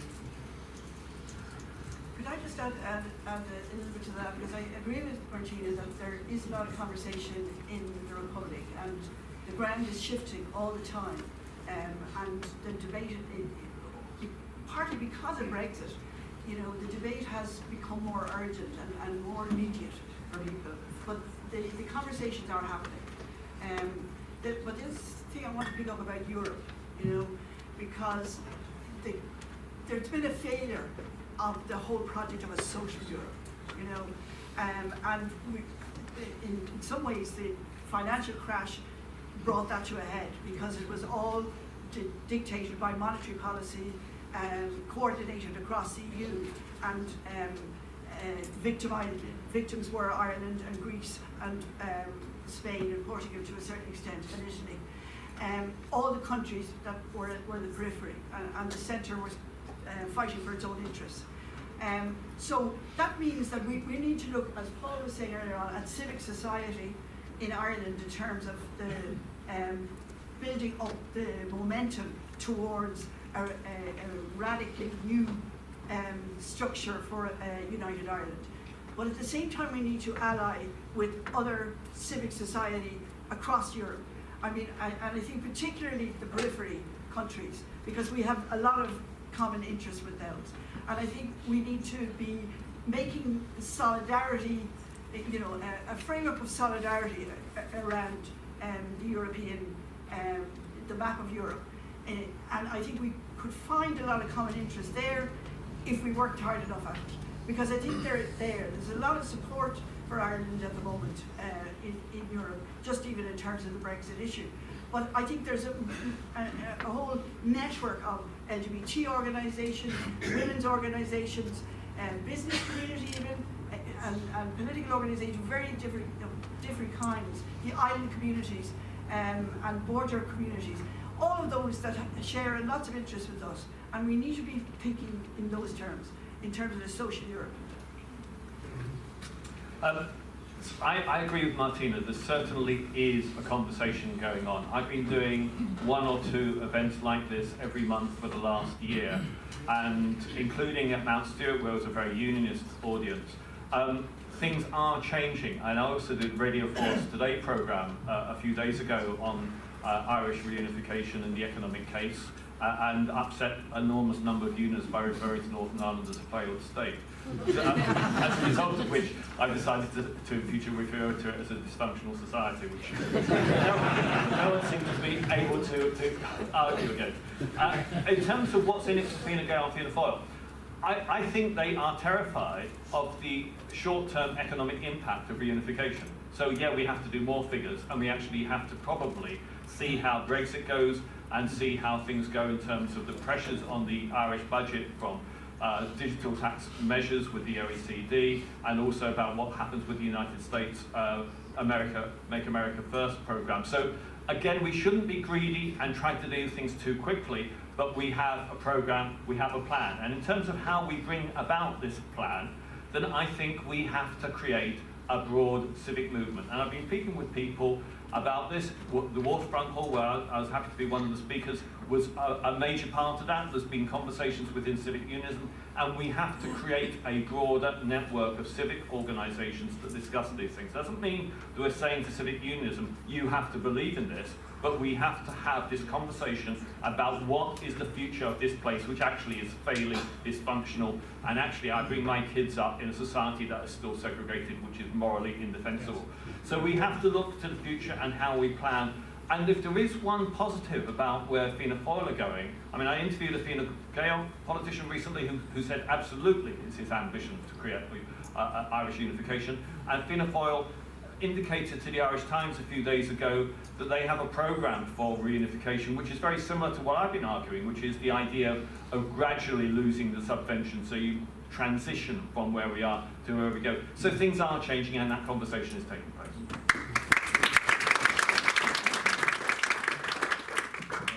Just on a couple of the points, I agree with the speaker in relation to the lack of transparency, the sovereignty issue, but every bit of sovereignty that we've given away in the South, it was ourselves in referendum, unfortunately, that gave it away. So there is major issues and there are major reforms that need to take place at a European level, that needs to be more people-centred, that needs to be far more transparent, that needs to be less market-dominated, and we can see some of the stuff in terms of Mercosur and all the rest that why people are reacting against the European Union despite a lot of popular support at this point in time because of Brexit. But I think it would be folly on all of us to actually misread Brexit. Like, we know what the main agenda and motivation was behind Brexit, but there was also an issue for a large number of voters in relation to the direction of Europe as well. And just to brush it off as all British jingoism would be wrong. We need to look ourselves and see what's going wrong in terms of Europe. In terms of the conversation, I mentioned in my opening remarks that it's a lot more muted than is taking place here in the north. It is happening. It's happening in academic circles. It's happening in media circles. It's happening in opinion pieces in the papers. But it's not happening in the same way that it's happening in the north, where it's it's part of kind of nearly daily conversation. And there's a tipping point in all of that. And in my view, the government really needs to lead out on that. That's where the government needs to instigate a national discussion, a discussion, and I mean a truly national discussion, all-Ireland discussion in relation to what does this mean. Will turkeys vote for Christmas? I don't read it like that, but would Leo Varadkar have made the comments that he made last week, 3 months ago? Not a chance. Would not make those comments. His comments in relation to that a no-deal Brexit will force people to question the union, and we need to be prepared for that. Sinn Féin have been saying that for a number of years, and we've been criticised for saying it by Leo Varadkar and others. The reality is, so why did Leo Varadkar say it? He's an expert at reading public opinion. Now, I gave you just 2 wee snippets of a journal poll. One of them was in the context of Mary Lou McDonald talking about the need to prepare for Irish unity, and the conversation she had with Theresa May. And as I said, 85% said, yes, we need a border poll in the context of no-deal Brexit. The other one was in reaction to a piece by Fianna Fáil saying that we would be toxic, incendiary, and so on and so forth, and this is not what we need now.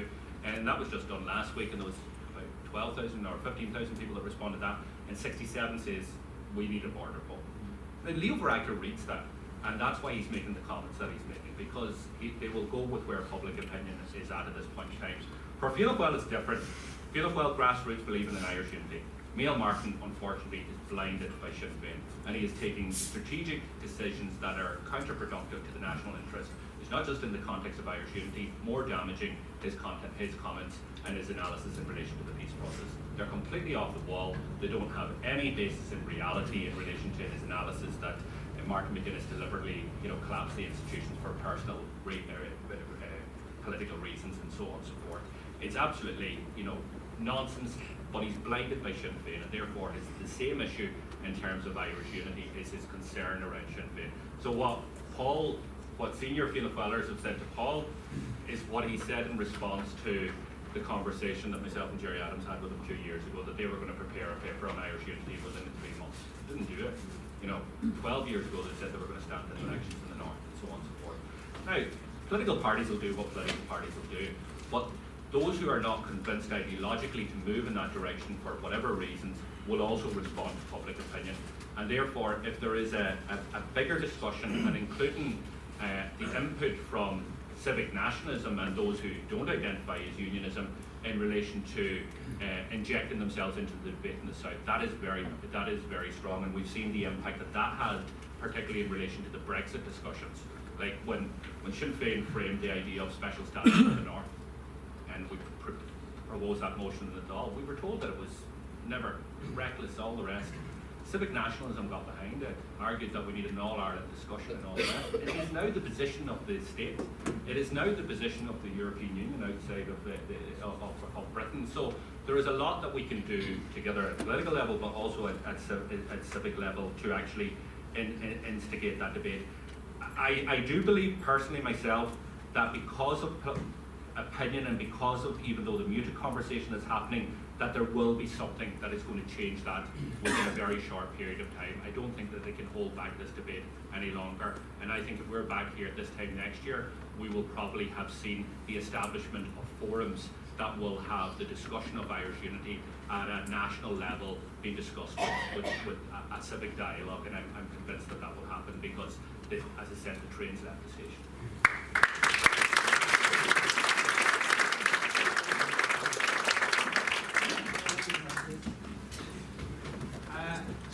Last round of questions. Everybody, snappy as possible. People have other places to go to. And I'm going to take the guy in the grey t-shirt at the back. 1, 2, 3. In that order. I just like to ask kind of what they think about. Okay, another second, please.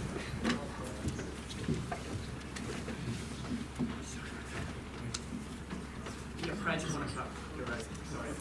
Okay. Snappy for Pride goers, etc. I just like to ask kind of what they think about the idea of the strength of the status quo, because all cards are stacked in favour of the existing system, which is Northern Ireland as part of the UK. So, for example, it's up to the Secretary of State to actually allow us to even have a border poll so they can determine when that happens. We know that, for example, the BBC media tends to stop the border. We know that, for example, the education system, the legal system, so on, are all set up with this existing structure in place. We've had it for 100 years. It's very difficult for people to see beyond where that might be in terms of, for example, what the social welfare can be, what the healthcare system might be, and there's a huge amount of misunderstanding about what could happen, a lot of fear that plays in. I'm from Dublin, I live in Belfast, and I know that people need to start addressing those issues now and start to plan, but it's just that idea that potentially it will be very difficult to convince the middle ground that they can move beyond their existing living standards. So the inertia of the status quo. Status quo, yeah. Okay. And the second person was here. Obviously, we've been discussing economic aspects of possible reunification. But in the forthcoming months of the process of persuasion and so on, and I'm not just talking about the view of what's just been said here and at the top table, not only are we seeking to persuade unions, but also people who have a partitious mindset in the South. My question is this: will it be legitimate for nationalists to say to their unionist neighbours, particularly unionists from younger unionists from a unionist family background, this is your chance to rectify, to to reverse a great moral wrong which is inflicted on this country. It's called partition. It was foisted upon us at the point of the German bayonet, mounted on a German gun, backed up by English army generals in the car. This is your chance to rectify a great moral wrong. Okay. It's a great discussion. My three biggies will be coming from the side. My three biggies, questions to the panel, come from the side, are very specifically, I say to you, Pearse, right? Would be, for my family, and as an ordinary working person down south, my biggest difficulty would be the enormous health costs we have. Because if you live down south, even though you pay a health insurance, if I get sick, I have to go to my doctor, pay €55, then I have to pay then for the prescription. So we don't have an NHS system. You do, if you're unemployed and you have a medical card. It's almost identical, I think, in that case. Anyway, I've lived in England, never have to worry about insurance when I worked in England, or in any other European country. So that's one thing. The second thing is, and Pearse, you're an expert on this because well done to you on that interview, I saw it, and the grilling you gave the insurance companies. That's another huge expense for me and my family. The cost of insurance for driving a vehicle in the south is outrageous, absolutely outrageous in comparison to any other European country. And good man yourself, for Pearse, for tackling it, but it hasn't changed it. I'm still paying a massive insurance cost. Public liability comes into that as well. That's going to put half the country out of business. Is that what they're aiming for? To crash the economy? Anyway, and the third thing is that the housing situation. So basically, as an ordinary person down south, I feel really powerless around these things. That's the conversation going on. But how do you align this with the unity? If we, can put billions for a broadband, me as a taxpayer, and for the most expensive hospital in the world, isn't that the truth? The new children's hospital is going to be now the most expensive hospital ever built. My taxpayers, but yet I'm paying for an enormous price for just being, if I get sick, I can't get sick, I really have to weigh it up, and then running my car. And that's ordinary people. I'm not on an expense account. I'm not on a TD salary or an MEP's expense account. I'm not on any of them things. I'm just an ordinary worker. And that is where the conversation has to be geared, and particularly around, like the lady said, the women, the gender thing. There's an awful lot of women, including myself, for very personal reasons, have to work part-time. And so I'm really hammered, as is. Now, how do you align that with an argument around, because I tell you one thing, say around the subvention point you made, very good point, because as you say, we can afford this, that and the other. Well, please, if we can afford that price of a hospital and that price of a broadband, we can definitely afford 6 counties.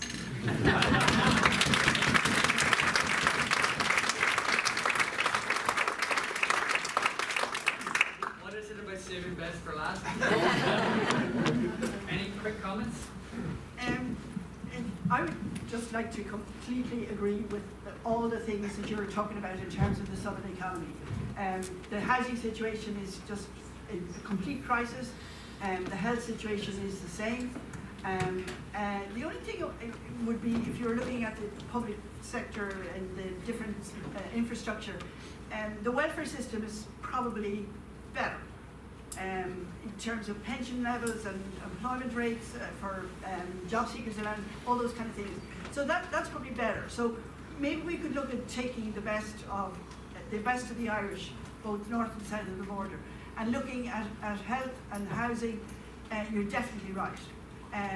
You need to be, and Paul talked about earlier on about the productivity was high in the south, and that incomes are higher, and that's all true.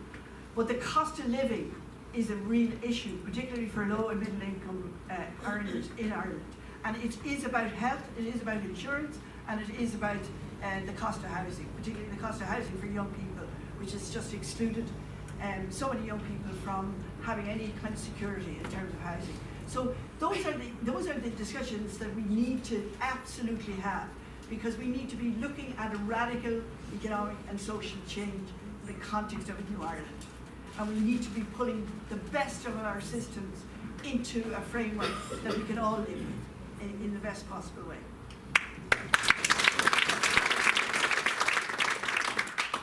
agree with that. In terms of the concern we have about people opting for the status quo, well, actually, let's not be too worried about that. You look at Brexit and the fact that people did not opt for the status quo. Without anything clear to go for, they went for it anyway. And that shows that if people are unhappy with the status quo, they will jump towards something that is different. And actually, the status quo in Northern Ireland is definitely not working. So I think we can be positive. And what we do, though, there is one thing more than anything else that has to be dealt with if we want to be realistic about achieving a united Ireland, and that is to create a united working health service. Because I can tell you from the research I've done that people will not go for Irish reunification unless they are offered an all-Ireland integrated free point of delivery health service. That is an absolutely central point. And actually, that should be something every party in the South is arguing for in terms of Southern policy anyway.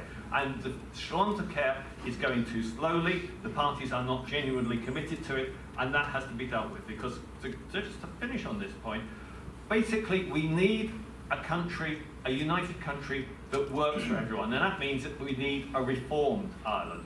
And it's the best of both, and it means we need a housing policy that works, we need an economic policy that works for all, we need a commitment to a social market within the European Union, and we need to end the partition that's damaged everyone, but basically we need a reformed all-Ireland society. Thank you.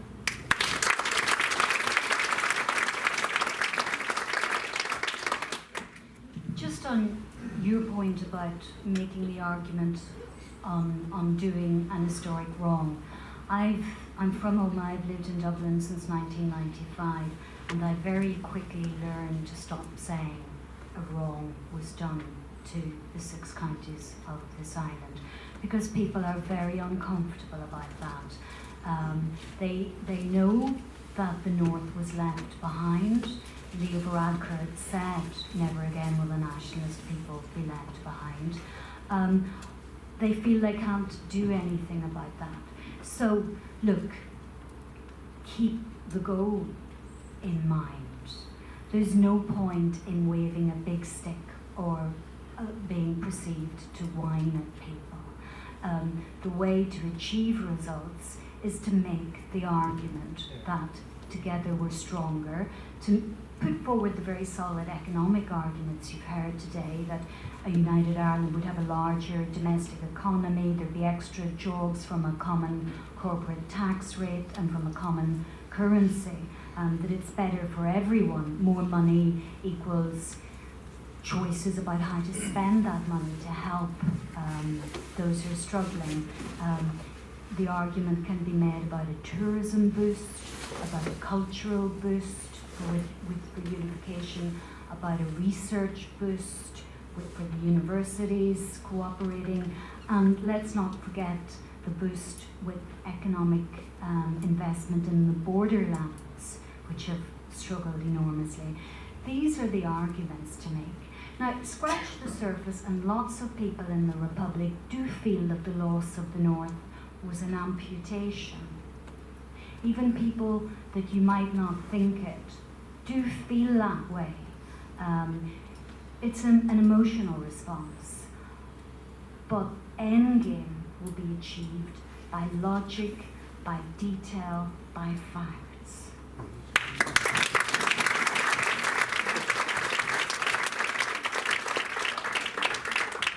I would like to agree completely with that, and while some people may hold the argument that that's the argument, it's not going to be the argument that's going to convince unionism to support Irish unity. I had a phone call recently from a constituent of mine in Donegal. He's an Orange man, and he was asking me, he says, Pearse, in the context of Irish unity, will we still be allowed to march in Donegal? I know about that, but that was his genuine concern. You know, and my response to him is, see that flag? There's not a thread more green in it than there is orange. You know, so I don't see why, you know, that your tradition, Irish tradition, wouldn't be allowed to be and wouldn't be incorporated. appropriate, of course, to be allowed to march. But there are concerns, but there also shows that there's also discussions in probably unlikely quarters in relation to what Irish unity means. And I think that we have to come at the arguments, and people will come at the arguments from different perspectives. Some will want an All-Ireland soccer team, because that's their passion, that's their interest. They don't give a damn about economics, they don't give a damn about flags or marches or whatever, but they want an All-Ireland team to win the World Cup or get to the final or whatever. Some will come at it because they're farmers and they're going to lose the single farm payments in the context of Brexit. Some will come at it from business because they know that being access to a European market will benefit their business, and the borders hampering them, and currency fluctuations are just maybe killing off a business in border towns. Some of them will come at it from an ideological point of view and different. So there has to, the reasons and the arguments have to be multiple, and they have to be varied, and they have to be honest, and they have to be genuine. And we can't sugarcoat it because it's not a case, and I think the point that was made there is that there are huge issues and huge inequalities in terms of the South.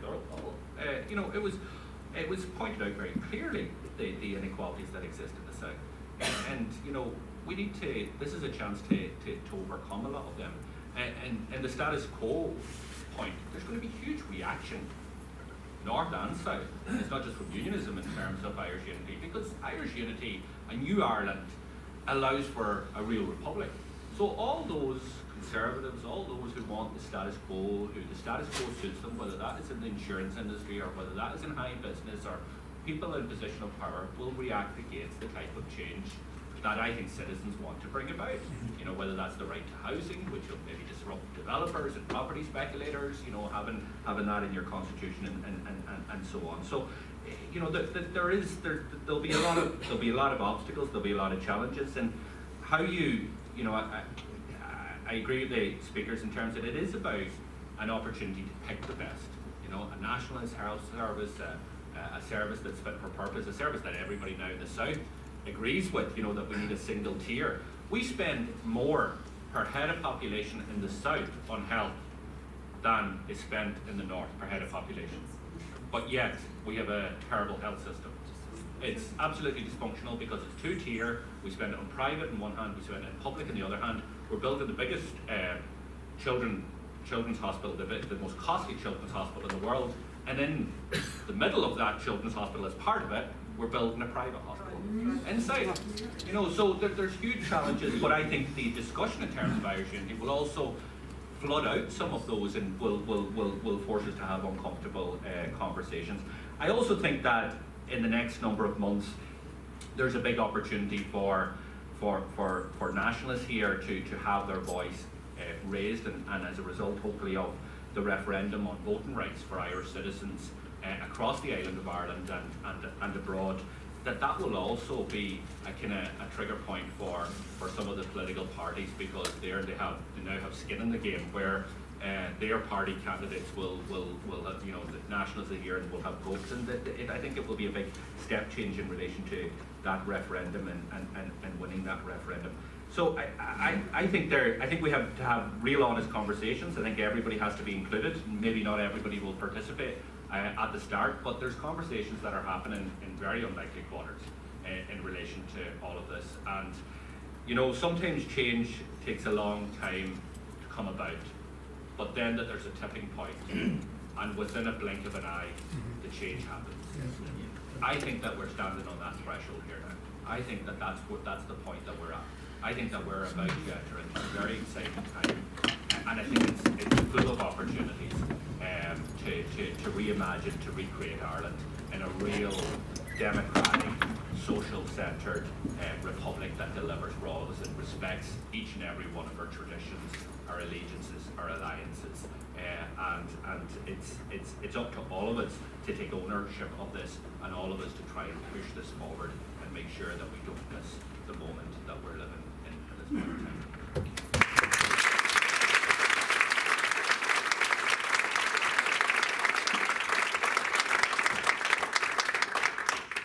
Pearse spoke a bit in the future tense there, but in fact, that's what we were doing today. We're having that conversation. You were in that conversation, as you have been in other conversations in Féile, and you will be in other conversations in Féile. Ladies and gentlemen, that was brilliant. I'm glad I was here. I hope you were glad you were here. There are 50 or so discussions and debates next week that you can come to, so brace yourself and be there. But in the meantime, would you put your hands together one more time for